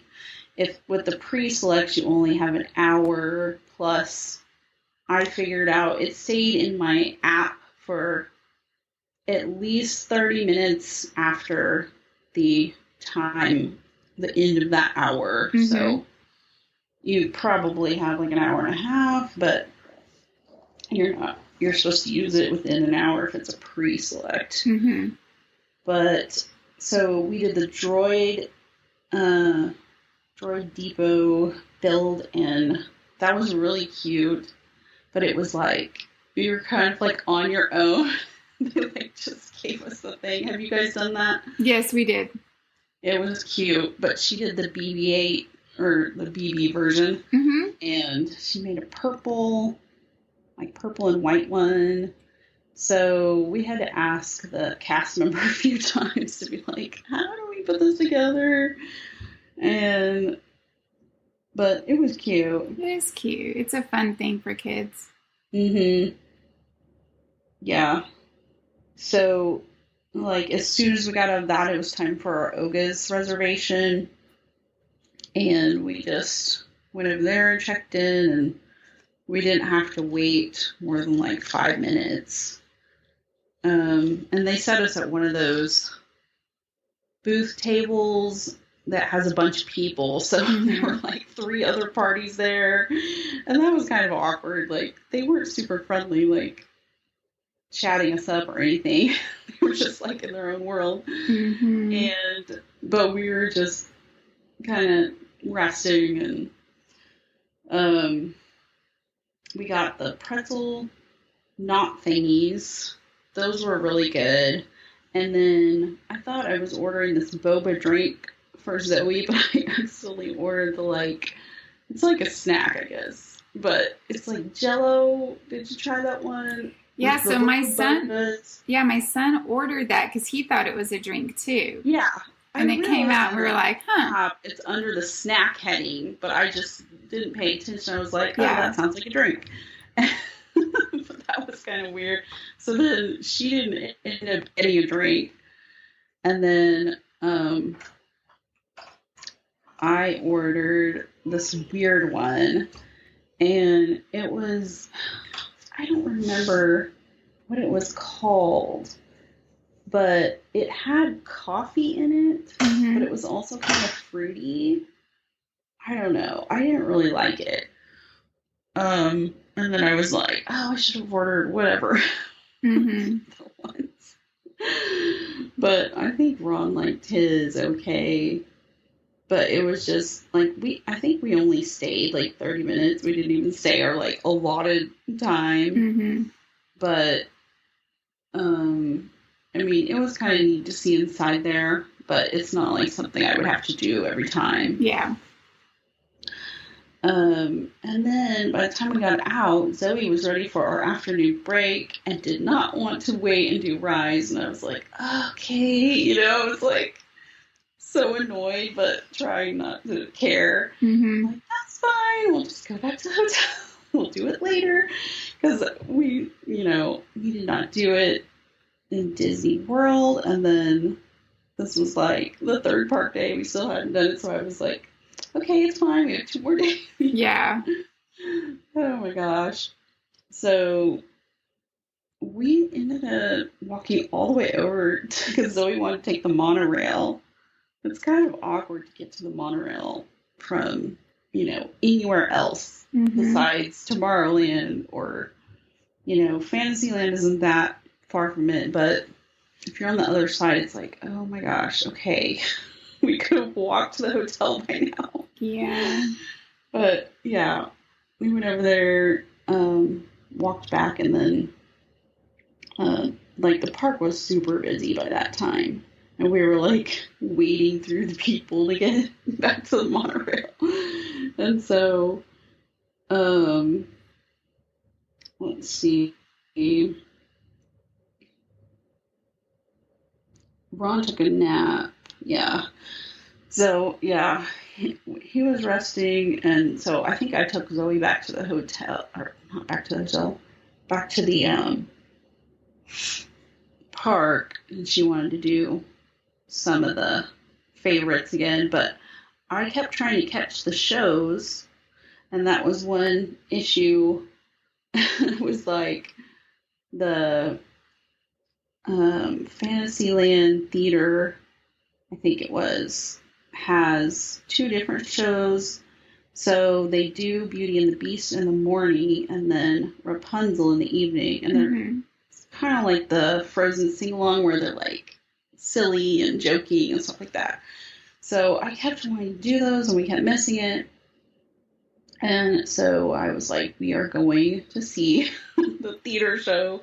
And they quit doing them. Like, I think 5:30 is the last of the day. And they're just, not a ton of options for that. And so we ended up catching the Rapunzel show, just me and Zoe, and we did a few rides over there. And I had added a dinner reservation for Blue Bayou because she was like, I want to eat there. We did practice like 6 times, and she's like, what restaurant is that? She was curious about. I was like, I don't think you're going to like it. It's kind of fancy. It's like Cajun. She was like, I want to eat in there. So I was like, okay, fine. So I kept searching the stakeout and got a Blue Bayou reservation for that evening. And so I think Ron met us there. Also, they were having the new Little Mermaid meet and greet. Oh, yeah. And it was really cute. Zoe never wanted to wait for it. And it was always like, whenever we walked by, it would be like people were camping out, waiting. Oh, wow. She wasn't there yet. So I kept not seeing her. And the setup was really cute. And it was like this little stage spot between Small World and like Tomorrowland area. There's just like a little walk, like a path and like a little raised area, and they had like this cute little grotto kind of thing set up with some of her things, and like a little Sebastian was like in a little cabinet, and some of the trinkets from her collection. So yeah, there's always a huge line. for that. So let's see. So we did Blue Bayou, and it was okay. Like, it was good, but not like amazing, yummy food. But Zoe was able to get like a plain pasta with butter, like. Because I was like, what is she going to eat here? Yeah. Before I spent all this money on it. And we also got seated by the water, and I didn't even ask. That's awesome. But we got a really good spot. And so it was just kind of like a relaxing, like, chill dinner. And then as soon as we got done with it, we got on the ride. Of course. Yeah, so I think I got some sort of pasta too. I got like a lemon pasta, and Ron got the gumbo and a salad, I believe. And it was pretty good. So I finally talked Zoe into doing rides after that, and so I think we did like Winnie the Pooh on the way, and then we went back there, and it was really fun. It was like the cast members, they're super into it. Well, the guys that like line you up, getting ready to get on the ride, so many different pre-show rooms and stuff. But they saw Zoe like laughing at them because they were so serious, and they like called her out and were like, "What are you laughing at?" And they were like, he asked, he's like, "What is this kid's name?" That's like, oh funny. Yeah, it was funny. And so he kept like joking with her, and oh my gosh, yeah, they are very it was serious. funny. And I had no idea what to expect because like whenever I see the videos of it, they just like are showing that room with all the stormtroopers and like the little show part, but the trackless ride part was like really long, and I did not know there was like a crazy drop part. They were a little freaked out about that. Zoe was like, "You didn't tell me there was a drop, Mom." I was like, "I didn't know," but yeah. But she seemed like she was into it and like excited enough to not be scared, so that was nice. And I was hoping we'd get to do it again, but like I had it scheduled a couple times, and then we ended up being too tired to walk back there or something because it's a ways. It's not really by anything. Yeah, so this was the only time we kind of purposely stopped and watched the fireworks. By the time we got out of Rise, it was getting close to fireworks time. So I wanted to see the projections on the Small World. So, because a couple times we had seen, like that day when we were just walking in late, or we were walking in during the fireworks, I saw the Main Street projections a little bit. And also they do an Encanto only projection show multiple times back there. So I wanted to catch that. So we were able to, like, it wasn't super crowded back there. We were able to sit on a little wall or bench or something that was between Storybook Canal boats and like the Small World area, kind of on that bend. So that was a pretty good area, and we could still see, like, as we were walking back there, the fireworks were like going off, kind of. It was really pretty.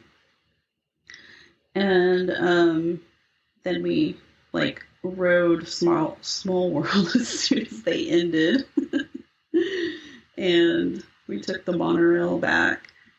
That was one of the days we had more than 20,000 steps. Wow. What? That's a lot. And we didn't hop that day. I think, yeah, we just did Disneyland, took a rest, went back to Disneyland. So I think that was the only day we didn't use the hopper. Mm-hmm. But I tried to use the lightning lanes as much as I could, but it was tough in Disneyland. It was just like, yeah, I didn't know what to book for her. But yeah, so we had done so many things. One thing that I realized too, the Lion King show was only on the weekend, and maybe like Thursday, Friday, Saturday, Sunday, something like that, because that was the other show I wanted to see. And then every time I checked the app, it was like no show times. I'm like, what?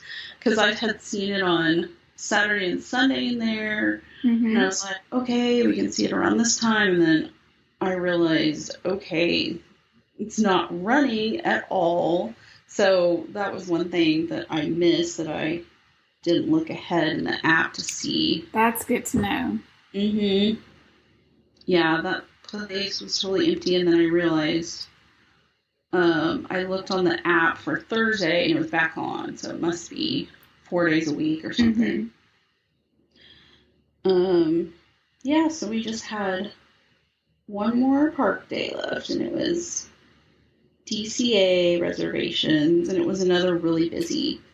And you could tell, especially like by the time we went back to the park for like evening, late afternoon, evening, the high school kids were there, like for grad night, and they were everywhere. But, so I think that's why it was so busy. Probably. And so we had DCA, and like, by now my family's like, do we really have to get up? Right. They're like, I'm tired. Like, we have done early entry for 3 days in a row or something. But this was one of the days where the security was like kind of busy. And like, we got down there at 7:15, but there's a pretty big line. And then, so we hadn't really eaten breakfast. So she wanted Jamba Juice on the way. So that like ate up our early entry. I was like, what? No, we can't stop now. What are you talking about? Then I'm like, it's fine. We've done multiple rides. Okay. So I stopped and got her a smoothie, and we kind of drank them on the way over there. And we did like Web Slingers twice, and we did Monsters Inc. again. And what I really wanted to do that we hadn't done yet was the animation class. So we got there, like, we were so early, like, we were kind of waiting around, and we went to like the first showing of Turtle Talk, and then that was fun. And then we did the first animation class, and we drew Mickey. And then we went and looked downstairs in that building at the Sorcerer's Workshop. That was really cool. They had like a little place where you can do an animation where you put it in the spinning tubes so you can see the motion, but so it shows you what to draw, but you draw a Mickey balloon like getting higher and higher and then going back down. So that's cute. Then it looks like it's animated when you put it in there. So that was fun. And the Beast library is down there, and there's little games on computers you can do. And the Frozen meet and greet is in there. So it's like a huge building, and it's awesome. Like, if you need to get out of the heat, or if your kids are tired, they could just watch cartoons in there. It was just really kind of peaceful, and we ended up doing a second drawing class after we looked around downstairs, and it was, I think it was Lightning McQueen. But that was fun. I could do that all day, but I'm an artist, and Zoe likes to draw. Ron was kind of like, okay, take it or leave it, but I thought it was fun, and we did that on the cruise. They have the animation classes, so that was a long time ago that we had done it. Let's see. So this was kind of like, let's just do the chill things. We did Mickey's PhilharMagic too, and then we went to do Toy Story again. I ended up trying Goofy Sky School. Probably would not do that again. That was freaking me out. I was like, we're gonna die. Like, because it's like a roller coaster that has like sharp corners, you know, like it makes you feel like you're falling off the coaster. It was funny. And I was by myself, so I sat with this lady who had done it like 10 times. She was like, this is my favorite ride. And I was like, oh my gosh, I'm not doing this again. But I did get Zoe to do the jumping jellyfish one. And I was surprised because I was like, well, it's kind of like a drop ride, but it's very gentle, you know, but it goes up high. But she really liked it. I think it was, you know, slow enough for her to not be freaked out. That's awesome. And you get a cool view of the lake there. Let's see. So I had also had the Lamplight Lounge reservation. So that was our lunch that day. So we were kind of just trying to burn time until our reservation. And I had kept trying to get either a brunch, which I think they only do on the weekends for that. Or I was trying to move up. I think ours was like at 1 something. I kept trying to get it sooner, so I ended up getting an 11:50. And we checked in about 10 minutes early, and then they pretty much seated us within 3 to 5 minutes. And that was pretty good. We had, like, they set us at a counter that was right on the railing by the water. So it was like an awesome view, like just facing the Incredicoaster. And we're just like watching people screaming the whole time. It was an interesting setting. That's funny. But it was really pretty. And let's see, I got a salad. It was like a peach salad. And we got the potato skins appetizer. That was interesting. It's not what I was expecting.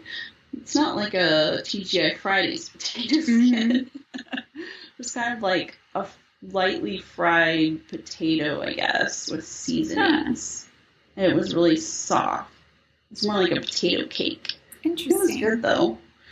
And we also got the little donuts for dessert. Those were really good. And I think Ron got a cheeseburger, and then we got the mac and cheese.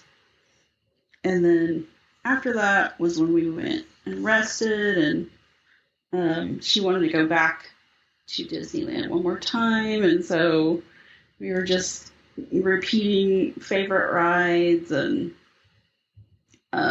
like I got her to do Haunted Mansion again, and we did Snow White and Pinocchio. We did Pirates, of course, again. And I think we did more Jungle Cruise. And I had scheduled Rise and Smuggler's Run again, but she was just too tired after we ate. We ended up getting like a mobile order from the Golden Horseshoe, and it was just kind of like, this is like the closest thing. There's no wait. There was like almost no one in there. It was just, I guess they have piano players throughout the day, but it was kind of maybe 6 or 7, and it was deserted. But it was pretty good. I mean, it was just like a very small menu of like, you know, chicken, fried fish or a burger, and I thought it was good. I got the fish. Nice.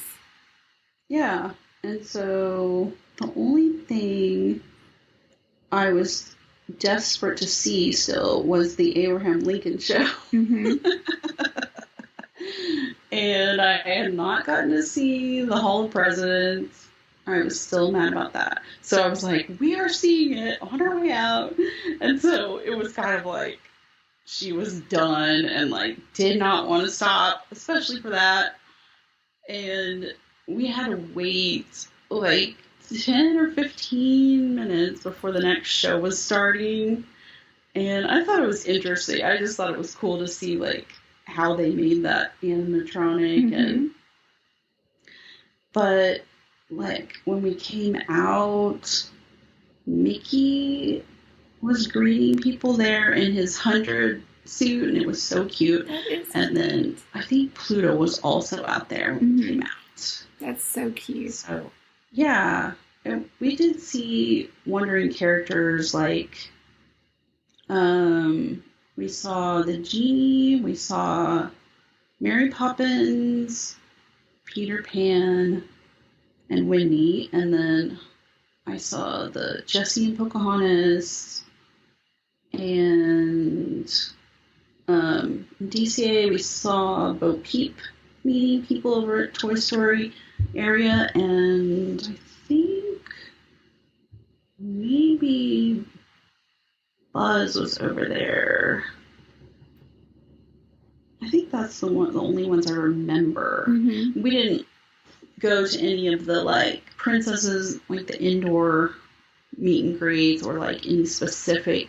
Those were just walking around. So that was kind of fun. Just see a character randomly. So that was pretty much it. I think, it was really neat to be able to just go back and forth, and I'm glad we stayed at the Disneyland Hotel, even though it was like way more than we normally would spend, but it was so convenient, and it was fun to just have the Disney touches at the hotel. Yeah, for sure. That's a great hotel. Yeah. I was trying to figure out, like, would I stay there again if they didn't have the sale and all that?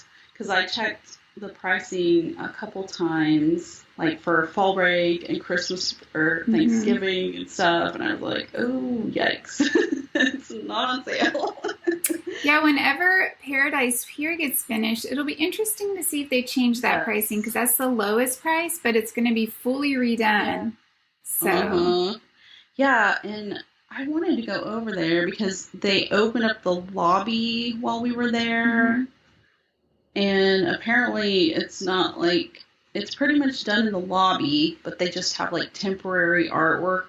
They don't like have it all finished, but they still don't have the rooms done. Like, there's no announcements at all about it. It's so weird. They usually won't do an announcement until it's close to being done, just because they don't want to put expectations on for people. Yeah, that makes sense. But yeah, it would have been nice to have the more budget-friendly option. But I was like, I don't want to mess with it, because I just heard too many, like, the rooms looked so dated, and then lots of people had elevator complaints.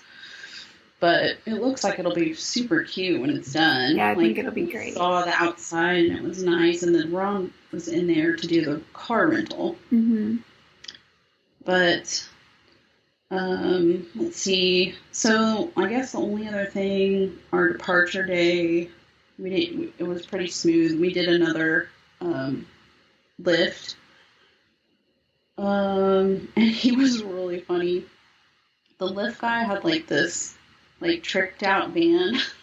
He had like the LED lights. Nice. And he had his console was like had this huge bucket of candy for the passengers. That's and like funny. Little samples for like the little Neutrogena makeup remover and like bottled water and like hand sanitizer. It was so funny. So Zoe was like grabbing snacks for the plane and stashing them. But yeah, he was pretty entertaining. That sounds great. And it was like a 20 to 25 minute ride again. And then we didn't have trouble at the airport. It was 20 to 25 minute wait for the security and check-in and all that. So I liked that airport for sure. Nice. Yeah. So that sounds, y'all had a great trip. And I think 4 days, you can literally do everything in 4 days at Disneyland. Yes. Definitely. So. Yeah, we did so many repeats, but if my family was like into the coasters and stuff, we could have done those multiple times. I didn't end up doing a credit coaster, which I chickened out. I could have done it multiple times, but I was like, I don't know, because I forgot to mention that I did do Space Mountain by myself, and it was crazy. It wasn't quite as terrifying as Guardians, but still, I was like, okay, I don't need to do that again. Yeah.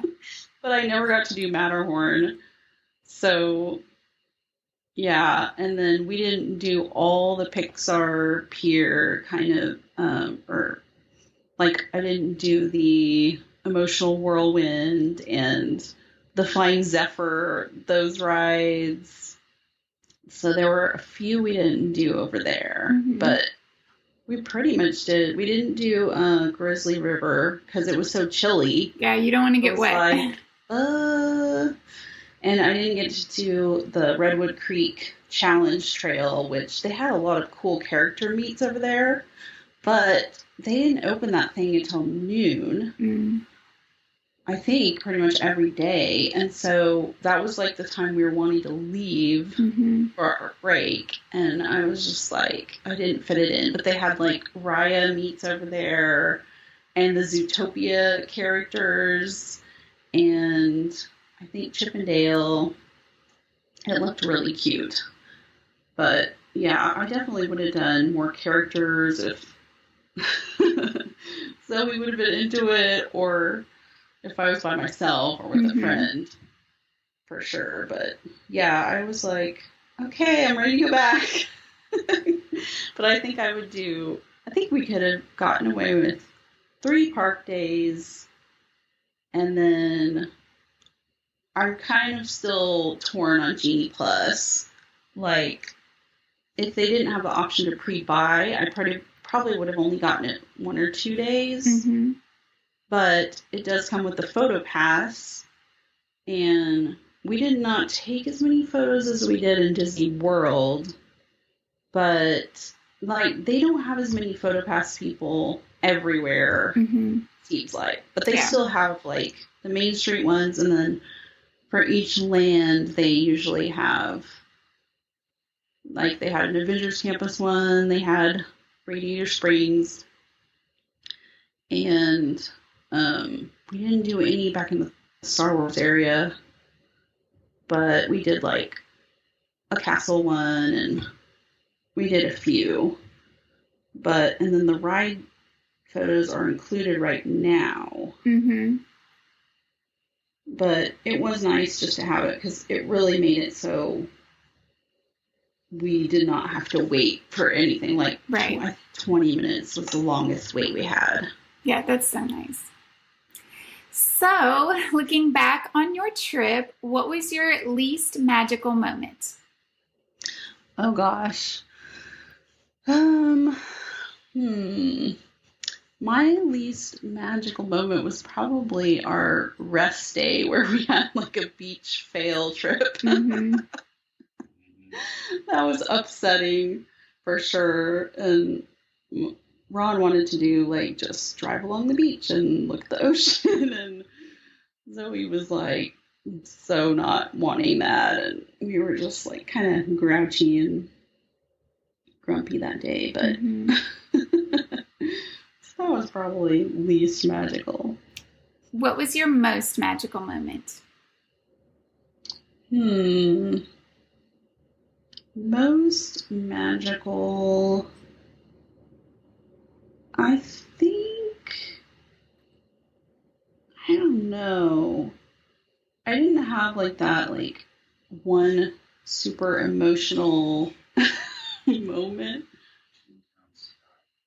My husband really liked the Toontown sky area and all the decorations back there. It was so cute.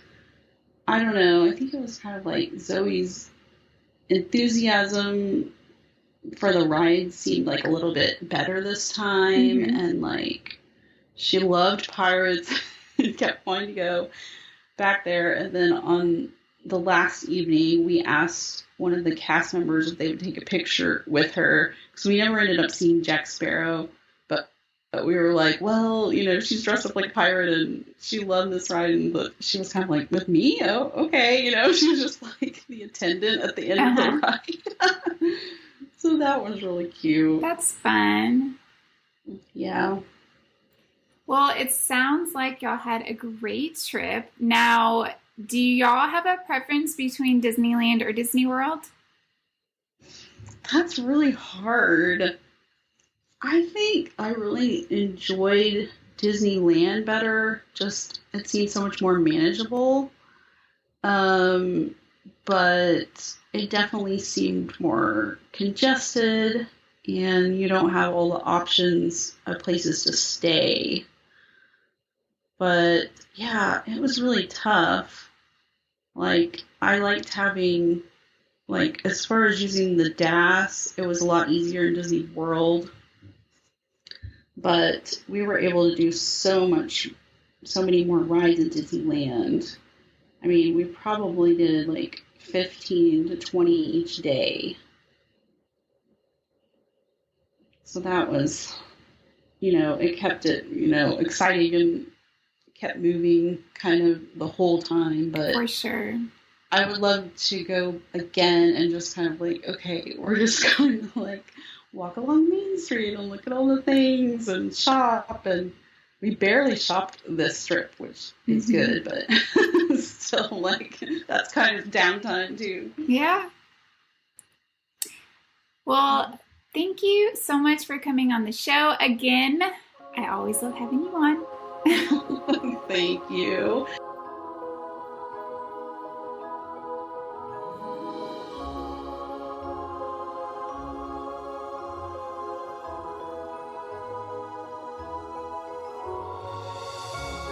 Thank you for listening today. I really appreciate you spending your time over here with us, and I hope this was just what you needed to hear today.